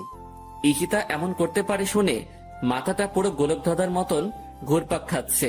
ভাই আপনার হয়তো বিশ্বাস হচ্ছে না, কারণ সে আপনার সাথে দীর্ঘ কয়েক বছর কাটিয়েছে, কিন্তু সত্যি এটাই যে সে মাফিয়া গার্ল। ঠিক আছে, ঈশিতাই যদি মাফিয়া গার্ল হয় তাহলে তার 12টা বাজাচ্ছি আমি। ওর আরো কিছু তথ্য বল, কারণ তার সাথে আমার বছর 2 আগেই সমস্ত যোগাযোগ বিচ্ছিন্ন হয়ে গেছে। কারণ তারা বাসা পরিবর্তন করে অন্য কোথায় শিফট হয়ে গিয়েছে। এরপর আর কখনো যোগাযোগ হয়নি। ভাই এরপর আর কোনো তথ্যই আমি পাইনি, কারণ এই মেয়ে সব জায়গা থেকে তার ইনফরমেশন হটিয়ে নিয়েছে। তার থেকেও ভয়ঙ্কর একটা কাণ্ড করেছে সে। কি করেছে? ভাই এই মেয়ে প্লাস্টিক সার্জারি করে তার আগের চেহারা পরিবর্তন করে ফেলেছে। এই মেয়েকে এখন খুঁজে বের করা ইম্পসিবল আমার মতে। তবে আপনার দ্বারা হয়তো সেটা কষ্টের হবে না, কিন্তু ভাই মেয়ের মাথা ভয়ঙ্কর চাকর মতন চলাচল করে। গতকাল আপনি ফোন দেওয়ার পর আমি কম হলেও 50টার উপরে ছেলে লাগিয়েছি মাফিয়া গালের খোঁজ বের করার জন্য, কিন্তু অবশেষে সবাই খালি হাত ফিরেছে। কিন্তু একজন খালি তার কিছু ছবি কালেক্ট করেছে। তবে বর্তমান সময়ে সে দেখতে কেমন তার কোনো ছিটে ফোঁটা বা চিহ্ন খুঁজে পায়নি। আর হ্যাঁ ভাই, একটা কথা, এই মেয়ের নামের মতন তার কাজকর্মগুলো বেশ ভয়ঙ্কর। কারণ তার ইন্টারনেট ডাটাবেস আমি হ্যাক করে তথ্য বের করতে চেয়েছিলাম, কিন্তু কোনো মতে সেটা পসিবল হয় নাই। এই মেয়ে হ্যাকিংয়েরও মাস্টার। নীলয়ের মুখ থেকে ঈশিতার এইরূপ কর্মকাণ্ডের কথা শুনে এবার আর জায়গায় স্থির থাকতে পারলাম না। নিলয় কি বলল ঈশিতার সম্পর্কে এগুলা? যেই মেয়ে কলেজ লাইফে থাকতে এতটা সাদাসিধা ছিল, তার মধ্যে কয়েক বছরের ব্যবধানে এতটা হিংস্রতা কি করে আসতে পারে? মাথায় তো কিছুই খেলছে না। আচ্ছা নিলয়, আমি ফোন রাখলাম, পরে কথা হবে তোর সাথে। আর শোন, মাফিয়া গার্লের খোঁজ চালু রাখিস। আচ্ছা ভাই। নিলয়ের সাথে কথা শেষ করে ঠাই সেই জায়গাটাতেই দাঁড়িয়ে আছি। আমার যেন নিজের কানকেই এখনো বিশ্বাস করাতে পারছি না যে ঈশিতাই বর্তমান জগতের সবচাইতে খাতারনাক মাফিয়া, যার ভয়ে বড় বড় নেতারা এখন আতঙ্কে আছে। 8 ঘন্টা নাগাদ একই জায়গায় দাঁড়িয়ে আছি। ঝাটকাটা মারাত্মক লেভেলের ছিল, তাই হয়তো এখনো ঘোর কেটে উঠতে পারিনি। অনেকটা সময় পর সেন্স ফিরে এলো। না, আমার এখন উতলা হলে চলবে না, আমাকে ঠান্ডা মাথায় কাজ নিতে হবে। এখন আগে নিজেকে শান্ত করি, পরে মাফিয়া গার্লকে নিয়ে ভাবা যাবে। ফ্রেশ হতে চলে গেলাম। একটু পর ফ্রেশ হয়ে বের হয়ে এসে নাস্তা করে কলেজের উদ্দেশ্যে রওনা হলাম। আজও শামীম কলেজে আসেনি। হারামিটার কি যে হয়েছে কে জানে। মাফিয়া গার্লের টেনশনে শামীমকে আর ফোন দেওয়া হয়নি। এদিকে রামিসাকেও দেখছি না। তোর না আসলো না আসুক, একসাথে এত টেনশন মাথায় বয়ে নিয়ে বেড়াতে পারবো না। আমি ক্লাসে চলে যাই। ক্লাসে চলে গেলাম। সেখানে গিয়ে দেখি রামিসা আগে থেকেই ক্লাসে এসে বসে আছে। আমি গিয়ে তার পাশের সিটে বসে পড়লাম। আকাশ, কি হয়েছে? তোমাকে এমন চিন্তিত দেখাচ্ছে কেন? কি হয়েছে কি? না, তেমন কিছু না। তেমন কিছু না বললে তো আর সমাধান হবে না। তোমার চেহারায় স্পষ্ট ফুটে উঠছে যে তুমি কিছু একটা নিয়ে বেশ চিন্তিত। কি হয়েছে বলো আমায়? নাকি আমার বিষয়টা নিয়ে টেনশন করছো? আমি তো বললাম ভেবে দেখবো। তাও কিসের চিন্তা? হ্যাঁ, আরে না রামিসা, সেসব কিছুই না। আমি এমনি বাসার ব্যাপার নিয়ে কিছুটা ঝামেলায় আছি, তাছাড়া কিছুই না। আরে তুমি টেনশন করিও না, সব ঠিক হয়ে যাবে। রামিসার কথার আর কোনো উত্তর দিলাম না। চুপচাপ বসে আছি, কারণ কি বা বলবো তাকে। আমার টেনশন যে অন্য জায়গায়, সেটা তো তাকে আর বলা যাচ্ছে না, তাই চুপচাপ থাকাই ভালো। এমন সময় স্যার ক্লাসে আসলো। স্যার এসে ক্লাস করাতে শুরু করলো, সেদিকে ফোকাস করলাম। ক্লাসটা শেষ করে বাসার দিকে রওনা দিয়েছি। পিছন থেকে রামিসা ডাক দিল, এই আকাশ, আজ এত তাড়াহুড়ো হয়ে যাচ্ছ? হ্যাঁ, আমার সাথে আজ কথা বলবে না বুঝি? আরে পাগল, সে সব কিছুই না, এমনি ভাবলাম বাসায় চলে যাই, তাই আর কি। বাহ, ভালোই তো। আমাকে ইগনোর করছো সেটা তো বেশ ভালোই বুঝছি আমি। রামিসা সত্যি সেসব কিছু না। তাহলে চলো ক্যান্টিনে বসে কফি খাবো। রামিসা আমায় জোর করে ক্যান্টিনে নিয়ে গেল। ক্যান্টিনে গিয়ে দুজন বসে বসে কফি খাচ্ছি। সে আমায় নানান কথা বলে হাসানোর চেষ্টা করছে, কিন্তু আমার ভিতরে তো দুনিয়ার সমস্ত টেনশন বিরাজ করছে। আকাশ, তুমি যদি এমন গাল ফুলিয়ে বসে থাকো তো কিন্তু খুব খারাপ হবে। সত্যিই কিন্তু আমি তোমাকে নিয়ে ভাববো না। এই না না, আমি আর গাল ফুলিয়ে বসে থাকবো না। তারপর নিজের অনিচ্ছা সত্ত্বেও রামিসার সাথে স্বাভাবিকভাবে কথা বলতে শুরু করলাম, আর সে আমাকে হাসানোর ট্রাই করছে। একটা সময় সত্যি হেসে দিলাম। মেয়েটার আসলে অসাধারণ গুণ আছে। এইভাবে অনেকটা সময় বসে দুজনে মিলে কথা বললাম।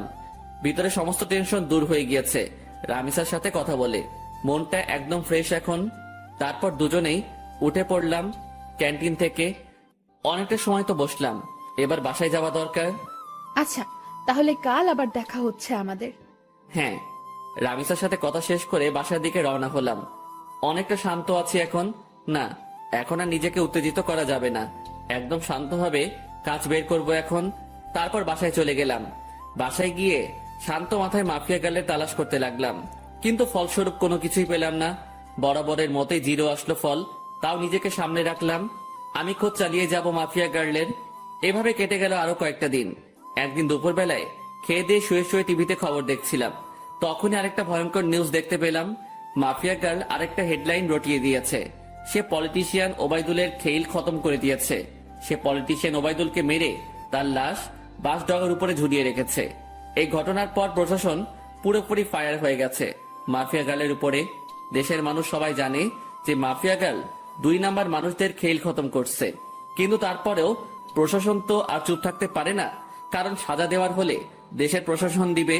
দেশে আইন কানুন বলতেও অনেক কিছু রয়েছে, কেউ তো আর তার ঊর্ধ্বে যেতে পারে না। প্রশাসন পুরো হাত পা বেঁধে নেমেছে মাফিয়া গার্লকে খোঁজার জন্য। এবার হয়তো একটা হেস্তনেস্ত করেই ছাড়বে প্রশাসন, কিন্তু আমিও তো হাল ছাড়ার মানুষ না। প্রশাসন মাফিয়া গার্লকে খুঁজে বের করার আগে আমি তাকে খুঁজে বের করব, কারণ আমার তাকে আগে চাই। তাড়াতাড়ি নিলয়কে ফোন দিলাম আবার। সে হয়তো কোনো ক্লু দিতে পারবে আমায়। এতদিনে হয়তো কিছু হলেও হাতে এসেছে তার। ভাই দুঃখিত, এখনো আমি মাফিয়া গাড়ির কোনো খোঁজ পাইনি, আর আমার মনে হয় না যে আমি তার কোনো খোঁজ বের করতে পারবো। আচ্ছা ঠিক আছে, তাও তুই খোঁজ জারি রাখ। তারপর ফোনটা রেখে দিলাম। এবার সত্যি মনে হচ্ছে আমার মাঠঘাট বেঁধে নামতে হবে, কারণ এরপর আর অপেক্ষা করলে প্রশাসনের হাতে মাফিয়া গার্ল ধরা পড়বে। কারণ মাফিয়া গার্ল যত যাই করুক না কেন, সে একটা ভুল কাজ করেছে তার কোড দিয়ে। এটা দিয়ে মাফিয়া গার্লের সন্ধান বের হওয়ার 30% সম্ভাবনা রয়েছে। আমিও হয়তো চেষ্টা করলে বের করতে পারবো, কিন্তু আমার কাছে বর্তমানে এমন ভালো স্পিড ইন্টারনেট নাই। সো আমি আমার চাকুওয়ালা মাথা চালাবো। শান্ত মাথায় ভাবতে থাকলাম শুরু থেকে সবকিছু। আমার খোঁজ কতদূর গিয়েছে সবটাই আবার পুনরায় ভাবতে লাগলাম যে মাফিয়া গার্লের খোঁজ করায় কোনো দিকে কমতে রেখেছে কিনা, বা কোনো কিছু আমার থেকে ছুটেছে কিনা। তখন মাথায় আসলো রামিসার কথা। তাকে তো শুরুতে আমার একটু সন্দেহ হয়েছিল, কিন্তু এরপর তাকে আর ঘেটে দেখিনি। না, এবার রামিসাকে নিয়ে রিসার্চ করব, কিন্তু কোথা থেকে শুরু করব ভেবে পাচ্ছি না। এর মধ্যে মাফিয়া গার্ল আবারও লাইভে আসার ডেট দিল। হ্যাঁ পেয়েছি। এবার মাফিয়া গার্লে লাইভ করার সময় আমি রামিসার সাথে থাকবো। সে যদি মাফিয়া গার্ল হয় তাহলে তো তখন সে লাইভ করতে পারবে না, বা আমার সাথে সেই সময় থাকতে বাহানা দেখাবে। তখন সেটা দেখেই যা বোঝার বুঝে নিব। পরের দিন মাফিয়া গার্ল আগের টাইমের ন্যায় ঠিক 3টায় লাইভে আসবে বলেছে। এদিকে আমি রামিসাকে ফোন দিয়ে বলেছি যে সে যেন আগামীকাল দুপুর 3টায় আমার সাথে দেখা করে। একটা জরুরি কাজ আছে তার সাথে আমার, তাকে বিশেষ কিছু বলার আছে আমার। সে সরাসরি না করে দেয়। না, কাল দুপুর 3টায় আমার একটা বিশেষ কাজ আছে, তখন তোমার সাথে কোনোভাবেই আমি দেখা করতে পারবো না। রামিসার কথা শুনে খটকা লাগলো মনের ভিতরে। তার মানে কি আমার ধারণাই ঠিক? রামিসাই সেই ক্রিমিনাল যাকে পুরো দেশের প্রশাসন মিলে বাতি লাগিয়ে খুঁজছে। ও মাই গড, মাফিয়া গার্ল এতদিন আমার চোখের সামনে ছদ্মবেশ নিয়ে ঘুরছে, অথচ আমি তাকে চিনতেই পারিনি। না, এবার একটা হেস্তনেস্ত করতেই হবে। এবার রামিসাকে ধরার পালা এসে গেছে। মাফিয়া গার্ল এবার পালাবে কোথায় এসব নিয়ে ভাবছিলাম। ঠিক তখনই রামিসা আমাকে আবার ফোন দিয়ে বড়সড় একটা শক খাইয়ে দেয়। আচ্ছা ঠিক আছে আকাশ, আমরা কাল 3টা বাজে দেখা করব। তবে হয়তো আমার কলেজে আসা হবে না কাল, বাসায় কিছু কাজকর্ম বাকি আছে। রামিসার কথা শুনে থতমত খেয়ে গেলাম। একটু আগে সে বলল কোনোভাবেই কাল 3টায় দেখা করা সম্ভব না, আবার এখন বলছে কাল 3টায় দেখা করবে। এদিকে আমি রামিসাকে নিয়ে কত কিছু ভেবে বসলাম। তাহলে কি রামিসা মাফিয়া গার্ল না? ও আল্লাহ, মাথা পুরো জ্যাম খেয়ে আছে। মাফিয়া গার্ল যদি কাল 3টার সময় লাইভ করে আর এদিকে রামিসা আমার সাথে থাকে, তাহলে তো রামিসা মাফিয়া গার্ল না। আমার সন্দেহটা তাহলে পুরোপুরি ভুল হবে না। আর ভাবতে পারছি না আমি কি সব ঘটছে আমার সাথে। একটা সূত্র ধরে 2 কদম এগিয়ে যাচ্ছি, কিন্তু পরবর্তীতে নিরাশ হয়ে 4 কদম পিছনে চলে আসছি। মাথা পুরো আগুনের মতন গরম হয়ে আছে। ফোনটা বালিশের পাশে রেখে ঘুমিয়ে পড়লাম। বিকেলবেলা ঘুম থেকে উঠে হাঁটতে বের হলাম। বের হওয়ার আগে বেশ কয়েকবার শামীমকে ফোন দিয়েছি, কিন্তু সে রিসিভ করেনি। কাকুর দোকানে বসে চা খাচ্ছিলাম, তখন শামীম ফোন দিল। কিরে, ফোন দিয়েছিলি মনে হয়? হ্যাঁ দিয়েছিলাম। আচ্ছা, তোর কি হয়েছে বলতো? আজ কতদিন হয়ে গেল তুই ক্লাসে আসছিস না, তার উপরে কোনো খবর সবর নাই। আরে বাসায় একটা সমস্যা হয়েছে ছোট বোনকে নিয়ে, তাই কিছুদিন কলেজ আসিনি। সমস্যাটা কেটে উঠতে হয়তো আরো কয়েকটা দিন লাগবে, তারপর কলেজ আসবো। ও আচ্ছা, তাহলে তুই আগে সমস্যা সমাধান কর, পরে না হয় কলেজে আসিস। ওকে বন্ধু। শামীমের সাথে কথা বলে ফোনটা রেখে দিলাম। তারপর কাকুর দোকান থেকে উঠে বাসায় চলে আসলাম। অপেক্ষায় আছি কালকের দিনের। কোনো মতে আজকের দিনটা পার করে দিলাম। পরের দিন কলেজে চলে গেলাম। রামিসা আজ ক্লাসে আসবে না, তারও নাকি বাসায় কি কাজ বাকি আছে, তাই আজ আমার একাই কাটাতে হবে কলেজে। কোনোভাবে কলেজ টাইম শেষ করে বাসায় চলে এলাম। তারপর বাসায় এসে ফ্রেশ হয়ে খেয়ে দিয়ে রামিসাকে ফোন দিলাম। হ্যাঁ, কোথায় দেখা করবে বলো? কলেজ মাঠে আসো। আমিও বাসা থেকে বের হয়ে সেখানে আসছি। ওকে। আমি শার্ট পরে কলেজ মাঠে চলে গেলাম। সেখানে গিয়ে ঘাসের উপরে বসে আছি। 3টা বাজতে আর মিনিট 5 বাকি। এমন সময় রামিসাও চলে আসলো। আচ্ছা বলো তো, হঠাৎ আমার সাথে এমন কি জরুরি কথা বলবে, যার কারণে আজ এই অসময়ে এখানে আসতে বললে? বলবো, একটু ওয়েট করো। আমি বাসার থেকে আসার সময় রামিসাকে নিয়ে অনেক কিছু ভেবে এসেছি। কেন? এখন বললে কি হবে? আরে একটু বসো না, এত অস্থির হচ্ছ কেন? একটু পরেই বলবো। এখন আগে মাফিয়া গার্লের লাইভ দেখবো। 3টা বাজতে চলেছে। রামিসা আমার মুখে মাফিয়া গার্লের কথা শুনে চোখ পাকিয়ে তাকিয়ে আছে আমার দিকে। কি হলো, এভাবে চোখ পাকিয়ে তাকিয়ে আছো কেন? আকাশ, হঠাৎ তোমার মাফিয়া গার্লকে নিয়ে এত মাথা ব্যথা উঠলো কেন? আরে না, কিসের মাথা ব্যথা? মাফিয়া গার্ল আজ লাইভে আসবে বলেছে। সবাই তার লাইভ দেখার জন্য বসে আছে, তাই আমিও দেখবো বলে ভেবেছি। ও আচ্ছা, পাশে এসে বসো। দুজন মিলে মাফিয়া গার্লের লাইভ দেখি। রামিসা এসে আমার পাশে বসলো, আর আমি মোবাইলটা হাতে নিয়ে মাফিয়া গার্লের ইউটিউব লিংকে ক্লিক করে সেখানে ঢুকে পড়লাম। 3টা বাজতেই মাফিয়া গার্ল লাইভে চলে আসলো। মাফিয়া গার্লের লাইভ দেখে আমি রামিসার দিকে হাঁ করে তাকিয়ে আছি। নিজের ভিতরে কেমন যেন একটা খারাপ লাগা কাজ করছে। আমি রামিসাকে নিয়ে কত কি না ভেবে ফেলেছিলাম, কিন্তু পরিশেষে সবটাই মিথ্যা প্রমাণ হলো। আর সত্যি যদি রামিসা মাফিয়া গার্ল হতো, তাহলে সে লাইভে আসতে পারতো না এই সময়ে। কারণ রামিসা আমার পাশে বসে আছে। সে একই সময় 2 জায়গায় 2 রকম কর্মকাণ্ড কি করে করবে? দেখ, নিজের উপরে চরম লেভেলের রাগ হচ্ছে। সিধা সাদা একটা মেয়েকে নিয়ে আমি কত বাজে ভাবনা করেছি। এই কি হলো, তোমার মন কোন দিকে? হ্যাঁ, তুমি না বললে মাফিয়া গার্লের লাইভ দেখবে? সে তো লাইভে এসে বকবক করছে, কিন্তু তোমার তো কোনো খবরই নাই। রামিসার ডাকে হুঁশ ফিরে আসলো। দেখবো তো। তারপর মাফিয়া গার্লের লাইভ দেখায় ফোকাস করলাম। সে তার ইন্ট্রোডাকশন নিয়েই যাচ্ছে। আমি আপনাদের আগেও বলেছি, এবারও বলছি, আমার কোনো খারাপ মাকসাদ নেই। আমার মূল মাকসাদ হচ্ছে যারা দেশের নাম বেচে বেচে খায় তাদের হাতে হারিকেন ধরিয়ে দেওয়া, আর আমি সেটাই করছি। শুধু তাই নয়, এবার দেশের মধ্যে যত কয়টা গ্যাংস্টার টিম আছে তাদের সব কয়টাকে আমি মৃত্যুর চৌকাঠে পৌঁছাইয়ে দিব। শান্তশিষ্টভাবে দেশ চলবে, কোনো ধরনের টিম আর থাকবে না। মাফিয়া খুফিয়া সব আমি ধুলোয় মিশিয়ে দিব। আর আগুন, আপনার মুখোমুখি হওয়ার ইচ্ছা আমার বহুদিন আগে থেকেই, অনেক আগ থেকেই শুনে এসেছি আগুনের নাম। যেই আগুন নাকি সত্যি এক সময়ের খতরনাক খেলাড়ি ছিল, যার নাম শুনলে এখনো নাকি অনেকের প্যান্ট ঢিলা হয়ে যায়। আমি চাই আপনার মুখোমুখি হতে, আমি চাই মানুষরূপী আগুনটাকে নিজের চোখে দেখতে। সো আপনি আমার মনের খয়াসটা পূরণ করে দিন। না হয় আমার যদি আপনাকে খুঁজে বের করতে হয়, সেদিন কিন্তু বাঘে সিংহের লড়াই হয়ে যাবে। সেদিন কিন্তু নিজের ক্রোধকে দমিয়ে রাখতে পারবো না। সেদিন নির্ঘাত আপনি আমার হাতে মারা পড়বেন। এটা কোনো হুমকি না, তবে হুমকির চাইতেও কম না।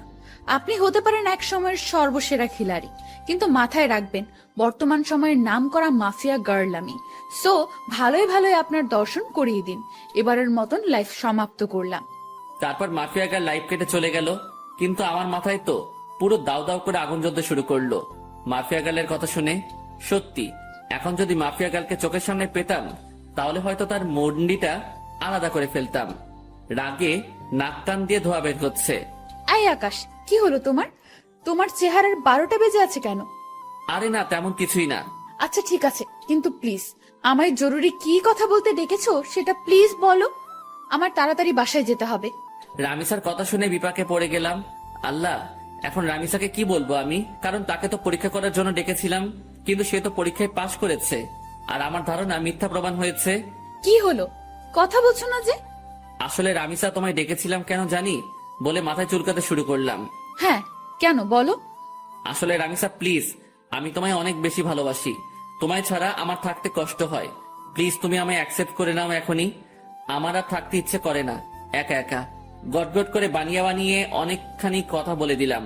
বানিয়ে বানিয়ে বলতে কথাগুলো সত্য, কারণ আসার সময় ভেবে এসেছিলাম যে রামিসা যদি মাফিয়া গার্ল না হয় তাহলে তার হাত আমি শক্ত করে সারা জীবনের জন্য ধরে বসবো। আকাশ, এটা বলতে তুমি আমাকে এখানে ডেকেছো? হ্যাঁ, আমি না তোমায় বললাম যে আমার সময় চাই? আমার মন সাড়া দিলে আমি তোমায় বলবো। প্লিজ রামিসা, এখন রাজি হয়ে যাও। সময় টময় নিও না আর। তুমি বোঝো না কেন আমার খুব কষ্ট হয় তোমাকে ছাড়া। আমার তোমাকে চাই। প্লিজ রাজি হয়ে যাও না। Please please please. আচ্ছা আচ্ছা থামো, যাও, রাজি হব, কিন্তু তার আগে তোমাকে আমায় একটা কথা দিতে হবে। কি কথা? যত যাই হোক না কেন, কোনো দিন তুমি আমার হাত ছাড়তে পারবে না, কোনো দিন তুমি আমায় ভুল বুঝতে পারবে না। সব সময় আমার পাশে ছায়ার মতন থাকতে হবে তোমাকে। যত বিপদ আপদে আসুক না কেন, আমাকে কখনো একা লড়াই করার জন্য ছাড়তে পারবে না তুমি। তুমিও আমার সাথে সেই লড়াইয়ে সামিল হবে। পারবা এসব কথা রাখতে? রামিসা, আমি তোমার সব কথা রাখতে পারবো। নিজের জীবনে সবটুকু দিয়ে তোমায় আমি আগলে রাখবো। দুনিয়ার কোনো শক্তি আমার থেকে তোমাকে আলাদা করতে পারবে না। আমি আমার সবটা দিয়ে তোমায় রক্ষা করব। কোনো বিপদ আসলে তোমাকেও লাগবে না। তার মোকাবেলা আমি আকাশ একাই করব। কথা দিলাম তোমায়। এমন একটা মানুষই চেয়েছিলাম আমি জীবনে। প্লিজ তুমি আমায় কখনো ছেড়ে যেও না। না, কলিজা ছেড়ে যাব না বলে রামিসাকে নিজের বুকে টেনে নিলাম। আর একটা কথা, প্লিজ আকাশ, তুমি আমায় জীবনের সমস্ত অন্ধকার দূর করে দিয়ে আলোয় ভরিয়ে দিও। হ্যাঁ কলিজা, সব অন্ধকার দূর করে দিয়ে তোমার জীবন আলোয় ভরিয়ে দিব আমি। রামিসা আর কোনো কথা বলল না। সে আমার বুকে চুপচাপ পড়ে আছে। অনেকটা সময় দুজন এভাবে ঘাসের উপরে বসেছিলাম আমরা। তারপর সেখান থেকে উঠে এলাম। আকাশ, আমার তাড়াতাড়ি বাসায় যেতে হবে। আচ্ছা চলো, তোমায় ছেড়ে দিয়ে আসি। না, তা লাগবে না, তুমি বাসায় চলে যাও, আমি একা একা যেতে পারবো। আচ্ছা ঠিক আছে। তারপর রামিসাকে গাড়িতে তুলে দিয়ে আমি বাসায় চলে এলাম। খুব খুশি লাগছে আজকে। বাসায় এসে হাত মুখ ধুয়ে কিছু খেয়ে নিলাম। তারপর ফোনটা হাতে নিয়ে শুয়ে শুয়ে ফেসবুকিং করছি। তখনই লক্ষ্য করলাম কেউ একজন আবারও আমার ফেসবুক আইডি হ্যাক করার চেষ্টা করছে। আমি শিওর যে এটা মাফিয়া গার্লের কাজ। মেজাজটা আবারও বিগড়ে গেল। এই মাফিয়া গার্লকে পেলে যে আমি কি করব তা আল্লাহ ভালো জানে। কিন্তু দুঃখের বিষয়, তাকে তো আমি ধরতেই পারছি না। তখন একটা বুদ্ধি মাথায় আসলো। সাথে সাথে ফেসবুক থেকে সমস্ত সিকিউরিটি হাটিয়ে ফেললাম আমার। এবার আমি মন থেকে চাইছি যে মাফিয়া গার্ল আমার আইডি হ্যাক করুক। কারণ গতবার যখন মাফিয়া গার্ল আমার আইডি হ্যাক করে তখন তার থেকে আমি আইডি উদ্ধার করার সময় একটা জিনিস লক্ষ্য করেছিলাম, যে লগিং অ্যান্ড সিকিউরিটিতে ব্রাউজারের লোকেশন একবার এক জায়গায় দেখাচ্ছিল। কতক্ষণ ফিনল্যান্ড, কতক্ষণ সুইজারল্যান্ড, কতক্ষণ ফিলিস্তিন। মোট কথা সেকেন্ড 2 বার তার লোকেশন পরিবর্তন হচ্ছিল। কিন্তু তখন আমি একটা বোকামো করেছিলাম। আমি চাইলে তখনই তার লোকেশন বের করতে পারতাম, কারণ যেই ভিপিএন দিয়ে সে তার লোকেশন পরিবর্তন করছে সেটা এক সময় গিয়ে তার অরিজিনাল লোকেশন দেখায়।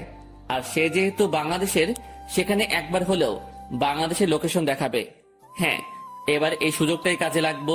সে আমার আইডি হ্যাক করে যখনই আইডিতে প্রবেশ করবে তখনই তার লোকেশন আমি বের করে ফেলবো। তাই আইডির সিকিউরিটি একটু কমিয়ে দিলাম, কিন্তু এতটাও কমাইনি যে সে পুরোপুরি আমার অ্যাকাউন্ট তার আয়ত্তে করে নিবে। সিকিউরিটি কমিয়ে মাফিয়া গালের জন্য অপেক্ষা করতে লাগলাম, কিন্তু সে এবার আমার আইডি হ্যাক করলো না। রাত 12টা পর্যন্ত অপেক্ষা করলাম, কিন্তু সে আমার আইডির দিকে ফিরেও তাকায়নি। কিন্তু আমি শিওর যে সে রাতে আমার আইডি হ্যাক করার ট্রাই করবে। ওকে বাছাধন, তুমি রাতে ট্রাই করিও, আমি সকালবেলা এসে খেলা দেখাবো। এখন ঘুমাতে চললাম। তারপর মোবাইলটা বালিশের পাশে রেখে ঘুমিয়ে পড়লাম। সকালবেলা ঘুম থেকে উঠে মোবাইলটা হাতে নিয়ে দেখি মাফিয়া গার্ল আমার আইডি হ্যাক করে নিয়েছে। এবার পালাবি কোথায় মাফিয়া গার্ল তুই? এবার খেলা দেখাবো তোকে। অনেক কষ্টের বিনিময়ে মাছ জালে আটকা পড়েছে। এবার আর ছাড়াছাড়ি নাই, ছাই দিয়ে হলেও তাকে ধরবো এবার আমি। পাগলের সাথে পাগলামি না করলে তার চাল বোঝা যায় না, আর আমিও সেটা করেছি। এজন্যই বাবা তোমার জন্য স্পেশালি একটা গান বানিয়েছে, যে বাবা তোমার দরবারে সব পাগলের খেলা। তাড়াতাড়ি করে লোকেশন চেক করলাম, যেমনটা ভেবেছিলাম ঠিক তেমনটাই হয়েছে।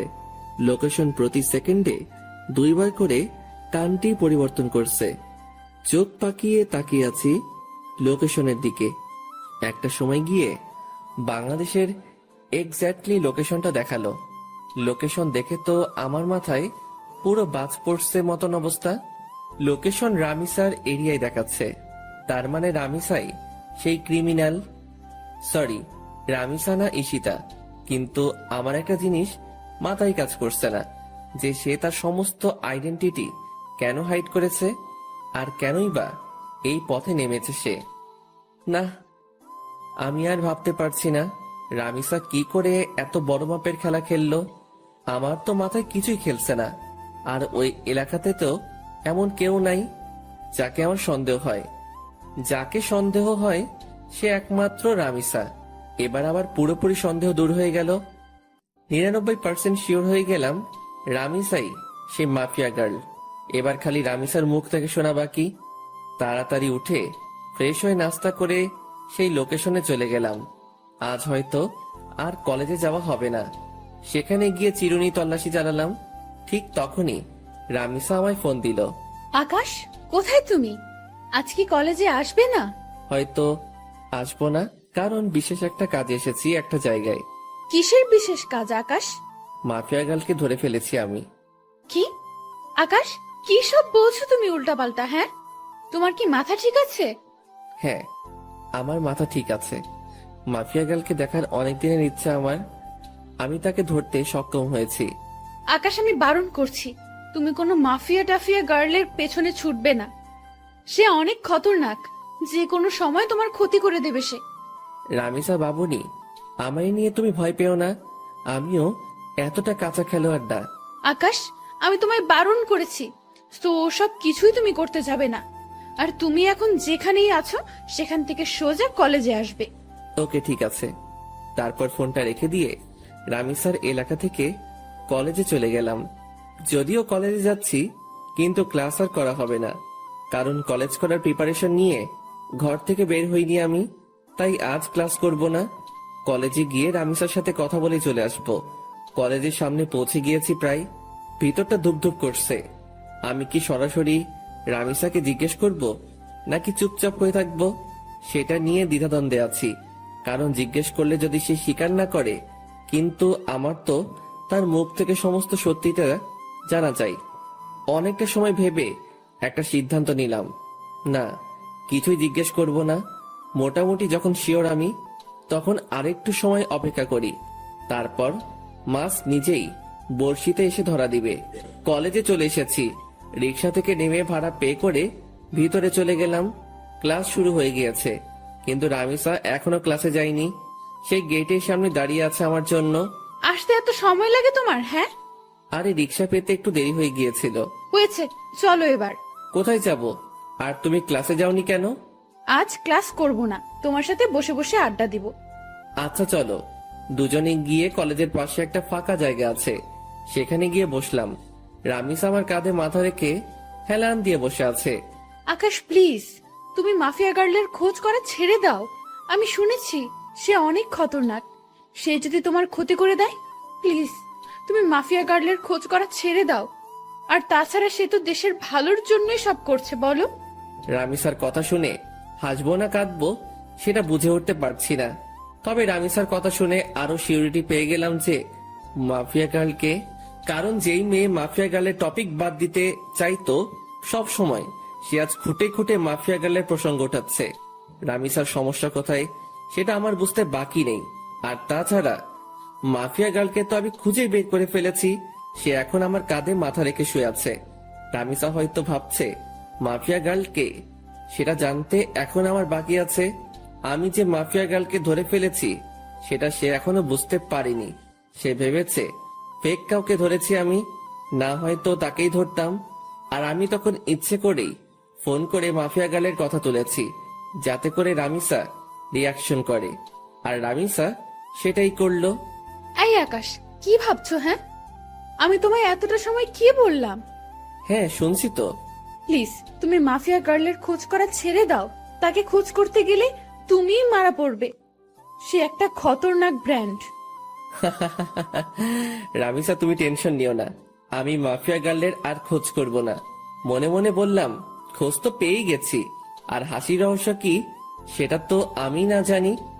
এই তো আমার বাবুন, তোমাকে। আচ্ছা একটা কথা, তখন যে তুমি আমাকে বললে যে তুমি মাফিয়া গার্লকে ধরে ফেলেছো, তুমি কি সত্যিই ধরেছো তাকে? আরে রামিসা, তুমি কি পাগল? হ্যাঁ, মাফিয়া গার্লের মতন খাতারনাক খিলাড়িকে আমি কি করে ধরবো? যেখানে তাকে সারা দেশের প্রশাসন মিলে ধরতে পারিনি, সেখানে তাকে আমি ধরবো? হ্যাঁ, আমি তো মজা করেছি। আকাশ, তুমি না অনেক দুষ্ট হয়ে গেছো। সে আজ নতুন না, আগ থেকেই দুষ্ট আমি। আমার কথা শুনে রামিসা ফিক করে হেসে দিল। রামিসার চেহারার 12টা বেজেছিল এতটা সময়, কিন্তু এখন হুট করেই আমার কথা শুনে তার চেহারায় হাসি রেখা ফুটে উঠেছে। কারণ সে ভেবেছে সত্যি হয়তো মাফিয়া গার্লকে সেটা আমি জেনে গেছি, কিন্তু এখন আমার কথা শুনে বুঝেছে যে আমি মজা করেছি। তবে সত্যিটা কিন্তু ভিন্ন, মাফিয়া গার্লের তালাশ আমি পেয়ে গেছি। দেখো, আবারও চুপচাপ হয়ে গেছে ছেলেটা। এই, তোমার কি হয় হ্যাঁ মাঝে মাঝে? আরে না, তেমন কিছু না। তেমন কিছু না হলেই ভালো। আচ্ছা আকাশ, একটা কথা বলো তো, আমাদের ফিউচার নিয়ে কিছু ভেবেছো তুমি? হ্যাঁ, অনেক কিছু ভেবেছি আমি। পড়ালেখা শেষ হলেই আমরা বিয়ে করে নিব। Love you Akash. Love you too Ishita. এই কি বললো তুমি? না না, কিছু না। ঈশিতা নামটা শুনতেই রামিসা চমকে উঠল। সরি রামিসা, আসলে ভুল করে অন্য নাম বের হয়েছে মুখ দিয়ে। ও আচ্ছা, চলো এবার উঠি আমরা, অনেকটা সময় তো বসলাম। হ্যাঁ চলো। তারপর সেখান থেকে উঠে দুজন দুজনের বাসায় চলে এলাম। কিন্তু একটা জিনিস আমার এখনো চোখে বাড়ি খাচ্ছে। যখনই ঈশিতা নামটা বলেছি, তখনই রামিসার চোখ কপালে উঠে গিয়েছিল, আর তার পরক্ষণে সে চলে যাওয়ার জন্য পাড়াপাড়ি শুরু করে দেয়। রামিসার হতাশাগ্রস্ত চেহারায় কিন্তু আমাকে পুরোপুরি ক্লিয়ার করে দেয় তার ভয়ঙ্কর ডার্কনেস সম্পর্কে। কিন্তু আমি এখন কোনো ধরনের হাঙ্গামাই করব না, কারণ আমি আরো ভালো করে জাস্টিফাই করব রামিসার সম্পর্কে, কেন সে এই পথে নেমেছে আর কি বা তার উদ্দেশ্য। সাথে সাথে নিলয়কে ফোন দিলাম। নিলয়, আমি কি বলি মন দিয়ে শোন। হ্যাঁ ভাই বলেন। শোন, আমি মাফিয়া গার্লকে ধরে ফেলেছি। কি ভাই, আপনি সত্যি ধরে ফেলেছেন? হ্যাঁ, আমি মাফিয়া গার্লকে ধরে ফেলেছি, তাই তোকে ফোন দিয়েছি। শোন, তোকে একটা কাজ করতে হবে এখন। কি কাজ ভাই? মাফিয়া গার্লের কিছু ডিটেলস তোকে আমি দিচ্ছি, তুই সেই অনুযায়ী তার সম্পর্কে তালাশ করে বের করবি যে সে কেন এই পথে নেমেছে। আচ্ছা ভাই।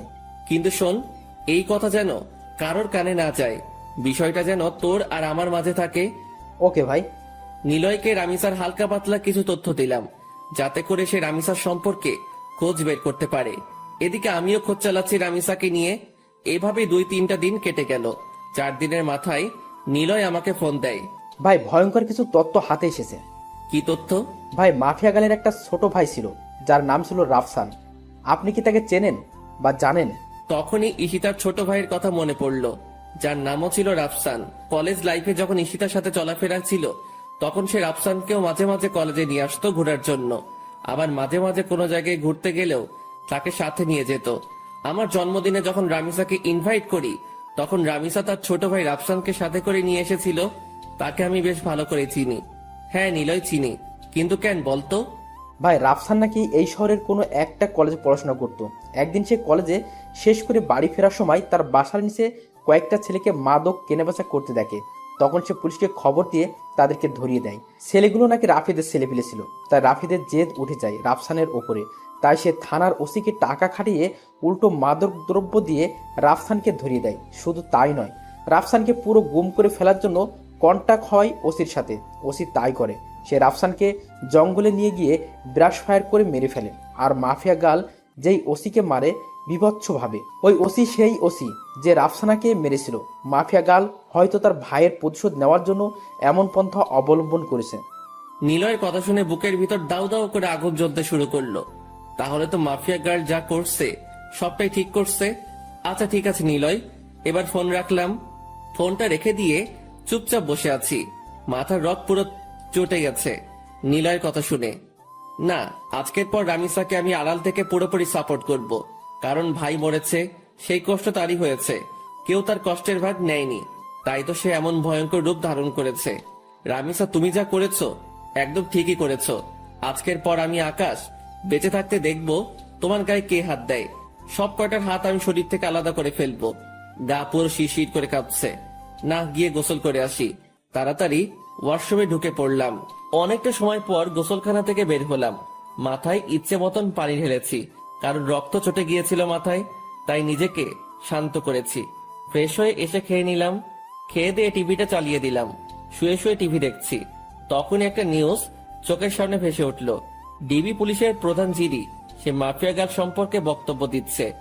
মাফিয়া গালের কোডিং দিয়ে আমরা তার তথ্য বের করে নিয়েছি। আগামী 24 ঘন্টার মধ্যে আমরা তাকে ধরে এনে হাজতে ভরবো। নিউজটা শুনে ভিতরে ছ্যাদ করে উঠল। কি, তোরা 24 ঘন্টার মধ্যে মাফিয়া গার্লকে ধরবি? আমি আকাশ বেঁচে থাকলে দেখবো তোরা কি করে মাফিয়া গার্লকে গ্রেপ্তার করিস। সাথে সাথে টিভি অফ করে দিয়ে রামিসাকে ফোন দিলাম। সে ফোন রিসিভ করলো না। বেশ অনেক কয়বার ফোন দিয়েছি, কিন্তু সে রিসিভ করেনি। এইভাবে রাত হয়ে গেল। পরে সে নিজেই আমায় ফোন দিল। আকাশ, সরি, আসলে অনেকটা ঝামেলার মধ্যে আছি। প্লিজ তুমি কিছু মনে করিও না। কাল কলেজে আসলে কথা হবে। আচ্ছা ঠিক আছে, সাবধানে থেকো। আমি কথা শেষ করার আগেই রামিসা ফোনটা কেটে দিল। রামিসার আচরণে খুব টেনশন হচ্ছে। হয়তোবা সেও এই নিউজটা দেখেছে, তাই সে এমন ভয়ে আছে। না হলে হয়তোবা অন্য কোনো ঝামেলা হয়েছে। ধ্যাত, মাথায় কিছুই কাজ করছে না। কখন যে সকাল হবে সেই অপেক্ষায় আছি। কোনোভাবে রাতটা পার করে দিলাম। সকালে কলেজে গিয়ে দেখি রামিসা আগ থেকে কলেজে এসে পড়েছে। তাকে দেখে খুব চিন্তিত লাগছে। রামিসা, তুমি কি কোনো কিছু নিয়ে চিন্তিত? না না, আমি কিছু নিয়েই চিন্তিত না। প্লিজ তুমি ক্লাসরুমে চলো, আমার এখানে দাঁড়িয়ে থাকতে খুব ভয় হচ্ছে। আরে পাগল, কিসের ভয়? হ্যাঁ, প্লিজ তুমি ক্লাসের ভিতরে চলো না। আচ্ছা বাবুন, চলো। ক্লাসরুমের ভিতরে আসলাম রামিসাকে নিয়ে। সে হুট করে আমায় জড়িয়ে ধরে কান্না শুরু করে দিল। ওকে কিছু বলতে যাব, ঠিক সেই সময় হট্টগোলের আওয়াজ কানে ভেসে আসলো। সাথে সাথে জানালা দিয়ে বাহিরে কি হয়েছে দেখার চেষ্টা করলাম। বাহিরে দেখেই তো চোখ পুরো কপালে উঠে গেল। বাহিরে 20-25টা পুলিশের গাড়ি। গাড়ি থেকে নেমে সবাই বন্দুক হাতে একদিকেই এগিয়ে আসছে। আস্তে আস্তে রামিসার খোঁজ করছে পুলিশগুলো। সবাই আমাদের ক্লাসরুমের দিকে আঙুল দেখিয়ে দিল। রামিসা, তুমি কোনো ভয় পেও না, আমি আছি। আকাশ, ওরা আমায় নিয়ে যাবে। ওরা আমায় আর কোনোদিন তোমার সাথে দেখা করতে দেবে না। ওরা আমায় থানায় নিয়ে গিয়ে মেরে ফেলবে। রামিসা, কেউ তোমার কিচ্ছু করতে পারবে না। তুমি প্লিজ শান্ত হও। আকাশ প্লিজ, তুমি আমায় ক্ষমা করে দাও। আমি হয়তো তোমার সাথে জীবনের শেষ সময় অবধি পার করতে পারবো না। রামিসা, চুপ হতে বলেছি ধমক দিয়ে। চলো তুমি আমার সাথে বাহিরে, দেখি তোমার গায়ে কে হাত দেয়। তারপর রামিসাকে নিয়ে বাহিরে চলে গেলাম। সবাই তাকিয়ে তাকিয়ে দৃশ্য দেখছে। পুরো কলেজ হতভম্ব হয়ে আছে এতগুলো পুলিশ দেখে। পুলিশ রামিসাকে দেখে ওকে গ্রেফতার করতে ছুটে আসে। এই তোরা কেউ আমার রামিসার গায়ে হাত দিবি না। তখনই পুলিশের অফিসার একজন বলে ওঠে, কি তোরও শ্বশুর বাড়ি যাওয়ার ইচ্ছে হচ্ছে মনে হয়? এই অফিসার, আমার শ্বশুর বাড়ি যাওয়ার ইচ্ছে নেই, বরং তোর মরার পাকনা গজিয়েছে। সাহস থাকলে ওর গায়ে হাত দিয়ে দেখা। আমার মুখে ধারালো কথা শুনে সমস্ত পুলিশ আমার দিকে গুলি তাক করে ধরে। বেটা, দেখি খুব বড় বড় কথা বলছিস। শোন, বেশি উড়াউড়ি ভালো না। আমি যদি একবার বলি তাহলে সবাই গুলির বুলেটগুলো তোর পেটের মধ্যে পুড়ে দিবে আর তুই ঝাঁঝরা হয়ে যাবি। হাসালি রে ভাই, এই ঘুষখোরের বাচ্চা, কান খুলে শুনে রাখ। এখানে তো কিছু সংখ্যক পুলিশ মাত্র তোরা। সারা শহরের সবকটা পুলিশ মিলেও যদি একত্রে হয়ে আসিস, তাও তোরা এই আকাশের বালো ফালাইতে পারবি না।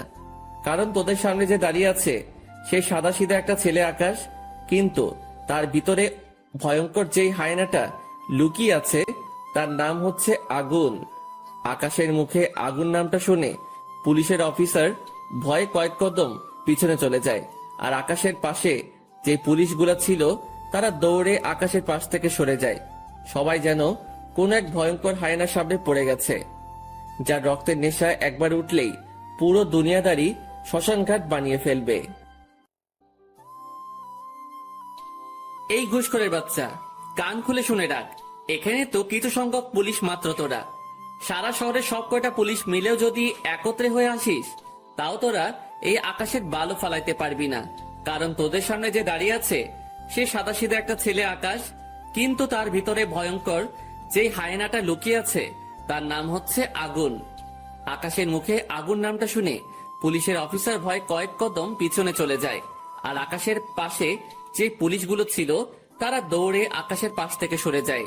সবাই যেন কোনো এক ভয়ঙ্কর হায়নার সামনে পড়ে গেছে, যার রক্তের নেশা একবার উঠলেই পুরো দুনিয়াদারি শ্মশানঘাট বানিয়ে ফেলবে। পুলিশের অফিসার কাঁপতে কাঁপতে আকাশকে জিজ্ঞেস করে, আপনি যে আগুন, তার প্রমাণ কি? আপনি তো আমাদের ভয়ও দেখাতে পারেন। শোন, আমি আগুনের নাম ব্যবহার করে তোদেরকে ভয় দেখাবে এমন কোন বাপের বেটা এখনো পয়দা হয় নাই। আর নকল নাম ব্যবহার করা তো দূরের কথা। আর তোদের যদি বিশ্বাস না হয় তোদের একটা ডেমো দেখাচ্ছি। পকেট থেকে ফোনটা বের করে প্রাইম মিনিস্টারকে ফোন কর, আর তাকে জিজ্ঞেস কর যে 2017 সালের 2 ফেব্রুয়ারিতে কি হয়েছিল, আর তার চোখের সামনে গুনে গুনে কয়টা লাশ মাটিতে ফেলেছিলাম আমি। এই ঘটনার সাক্ষী একমাত্র প্রাইম মিনিস্টার। পুলিশের অফিসার কাঁপতে কাঁপতে পকেট থেকে ফোনটা বের করে প্রাইম মিনিস্টারকে ফোন লাগায়। স্যার, একজন নিজেকে আগুন দাবি করছে। আমি তাকে জাস্টিফাই করার জন্য প্রমাণ চেয়েছি। সে প্রমাণস্বরূপ আপনাকে 2 ফেব্রুয়ারির কথা জিজ্ঞাসা করতে বলেছে। প্রাইম মিনিস্টার পুলিশ অফিসারের ফোন পেয়ে থতমত খেয়ে যায়। এই অফিসার, তোরা কার সামনে পড়েছিস তা তোরা নিজেও জানিস না। খোদার কসম, আগুন কোনো মানুষ না, সে মানুষরূপী এক ভয়ঙ্কর নরপিশাচ। তোদের জীবনে মায়া থাকলে সেখান থেকে তাড়াতাড়ি পালিয়ে আয়, না হয় পরবর্তী দিনের সকাল দেখার জন্য তোরা একটাও বেঁচে থাকবি না। পুলিশ অফিসার প্রাইম মিনিস্টারের কথা শুনে সোজা দৌড়ে গাড়িতে উঠে পড়ে। তার শরীরের কম্পন যেন আরো দ্বিগুণ হয়ে গিয়েছে, আর তার এখন একটাই মাকসাদ, সে তার নিজের জীবন বাঁচাবে আগে। মাফিয়া গার্ল জাগ গোল্লায় পুলিশ অফিসার নিজে গাড়ি ড্রাইভ করে সেখান থেকে পালিয়ে চলে যায়। পুলিশ অফিসারের দেখা দেখি বাকি সবাইও তাড়াতাড়ি সেখান থেকে অবস্থান ত্যাগ করে, আর কলেজের সবাই চোখ বড় বড় করে আকাশের দিকে তাকিয়ে আছে। তাদের যেন বিশ্বাসই হচ্ছে না যে তারা আগুনকে নিজের স্বচক্ষে দেখছে। রামিসাও পুরোপুরি অবাক। এই, তোমরা সবাই দাঁড়িয়ে দাঁড়িয়ে কি দেখছো? হ্যাঁ, যাও যে যার ক্লাসে যাও। আকাশের কথা শুনে সবাই দৌড়ে যে যার ক্লাসে চলে যায়। নিজেকে যেন নিজের কাছেই কোনো এক ভয়ঙ্কর দানব মনে হচ্ছে। আজ বহু বছর পর আগুন নামটা নিজের সাথে যুক্ত করলাম আবার। এদিকে রামিসা আমার পাশে দাঁড়িয়ে থরথর করে কাঁপছে আর কান্না করছে। রামিসাকে এক টান দিয়ে নিজের বুকের মধ্যে নিয়ে নিলাম। এই পাগলি বউ আমার, কান্না করে না। আমি আকাশ থাকতে তোমার গায়ে কে হাত দিবে? হ্যাঁ, বলেছিলাম না তোমার বিপদে আমি আকাশ একা দাঁড়ালেই যথেষ্ট, তোমার নিজেরও টেনশন করতে হবে না তা নিয়ে। আকাশের কথা শুনে রামিসা আরো শক্ত করে আকাশকে জড়িয়ে ধরে আর পাগলের মতন চুমু খেতে থাকে আকাশের বুকের মধ্যে। আকাশের বুকে চুমু খাচ্ছে আর পাগলের মতন কান্না করছে রামিসা। সে যেন নিজেকে আর কোনোভাবেই কন্ট্রোল করতে পারছে না। চোখের পানি নাকের পানি দিয়ে আকাশের বুক পুরো ভিজিয়ে ফেলেছে। আকাশ প্লিজ, তুমি আমায় কখনো ছেড়ে যেও না। আমি তোমাকে কখনো হারাতে চাই না। এমনিতেও আমি আমার কলিজার ভাইটাকে হারিয়েছি। না বাবুন, কোথাও যাব না তোমায় ছেড়ে। আমি সব সময় তোমার সাথে আছি। হয়েছে, এবার কান্না অফ করো। আকাশের কথা শুনে রামিসা কান্না অফ করে দেয়, কিন্তু ফোপানি কোনোভাবেই বন্ধ হয় না তার। পাগলি বউ আমার বলে রামিসাকে কোলে উঠিয়ে নিলাম। তারপর ক্লাসরুমে চলে গেলাম। ক্লাসরুমের সবাই আমাদের দিকে করুণ দৃষ্টিতে তাকিয়ে আছে।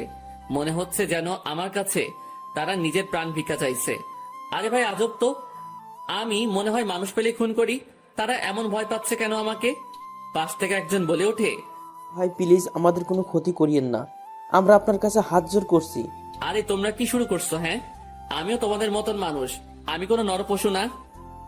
তবে হ্যাঁ, বদ লেভেলের মানুষদের জন্য তাদের বাপ আমি, কিন্তু ভালোর কোনো ক্ষতি আমি আজ পর্যন্ত করিনি, আর করবো না।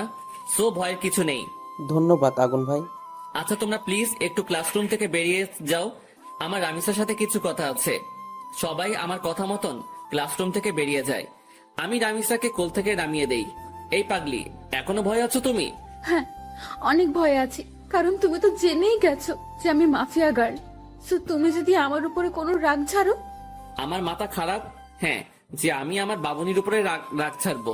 তবে হ্যাঁ, সত্যি বলতে তোমার উপরে অনেক রাগ জমেছিল আমার, কিন্তু সেসব আর নেই, কারণ তোমার এই পথে আসার রিজন আমি জেনে গেছি। কিন্তু একটা কথা বলো তো, যে তুমি এত কিছু করলে কি করে? সেদিন যখন 3টার সময় তোমার সাথে আমি বসেছিলাম, কিন্তু অন্যদিকে মাফিয়া গার্লের লাইফ চলছিল কি করে? সেদিন তুমি যখন বলো আমায় যে তুমি 3টার সময় আমার সাথে দেখা করতে চাও, তখন শুরুতে আমি বারণ করি, কিন্তু পরে ঠিকই হ্যাঁ বলি, কারণ তুমি আমায় সন্দেহ করেছিলে, সেটা আমি বুঝতে পারছিলাম। তাই আমি আগ থেকেই লাইভ রেকর্ড করে সেটা 3টায় কাটায় কাটায় সেট করে দিই, আর 3টা বাজতেই সেটা প্লে হয়ে যায় আপনা আপনি। ও বাপরে বাপ, কি মাথা তোমার! আচ্ছা তা না হয় বুঝলাম, কিন্তু তুমি আমার আইডি কেন হ্যাক করতে উঠে পড়ে লেগেছিলে?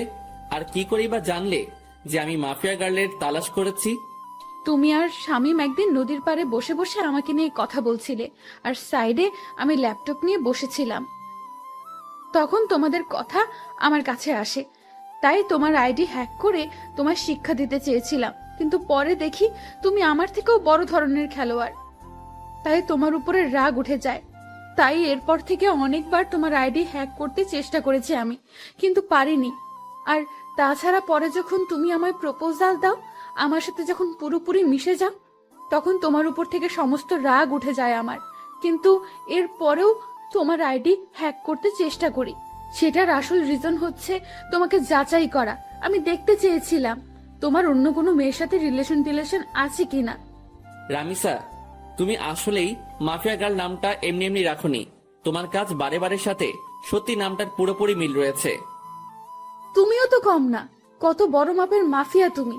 তোমার নাম জানে না এমন কেউ নেই। আমার কথা বাদ দাও, আগে তোমারটা বলো, কারণ মাথায় তোমাকে নিয়ে অনেক কয়টা জটলা পেকে আছে। আচ্ছা, তুমি তোমার পুরো আইডেন্টিটি পরিবর্তন কেন করলে? তোমার নাম, চেহারা সবকিছুই কেন হাইড করলে? আর তুমি তো আমার সাথে আগে চলাফেরা করেছো, তুমি তো চাইলে শুরুতে এসে আমার সাথে মিশতে পারতে। আমি প্রতিশোধ নেওয়ার জন্য সব রকমের আইডেন্টিটি মুছে ফেলেছি, আর চেহারা পরিবর্তন না করলে অনেক আগেই ধরা খেয়ে যেতাম, তাই চেহারাও পরিবর্তন করে ফেলেছি। তবে হ্যাঁ, তোমার সাথে আমার আগে থেকেই চলাফেরা ছিল, কিন্তু আমি চাইনি কোনো রিস্ক নিতে, কারণ কারণ এসব করাকালীন যার সাথেই আমার চলাফেরা থাকবে সেই আমায় সন্দেহ করবে, তাই নিজেকে গুটিয়ে রেখেছিলাম। কিন্তু পরবর্তীতে আর পারলাম না, তোমার ভালোবাসায় আটকে গেলাম। হয়তো এটাই আমার সবচাইতে বড় দুর্বলতা হয়ে দাঁড়িয়েছে। দুর্বলতা না, এটাই তোমার কমজোরি ছিল। কারণ তুমি যে মাফিয়া গার্ল সেটা আমি বহু আগে থেকেই জেনে গেছি। কারণ তুমি নিজেই ভেবে দেখো, 1000বার চেষ্টা করে আইডি হ্যাক করতে পারলে না, কিন্তু পরে মিনিটের মধ্যে আইডি হ্যাক করে নিলে। সেটা কি করে সম্ভব? কারণ আমি নিজেই চেয়েছি তুমি আমার আইডি হ্যাক করো, আর আমি তোমার লোকেশন ট্র্যাক করি।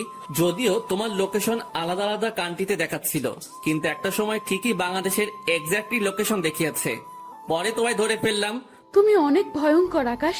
ভয়ঙ্কর না হলে কি কতটা দূর আসতে পারতাম না? কখনোই। ভয়ঙ্কর দেখেই এতটা দূর আসতে পারছি। তবে যাক,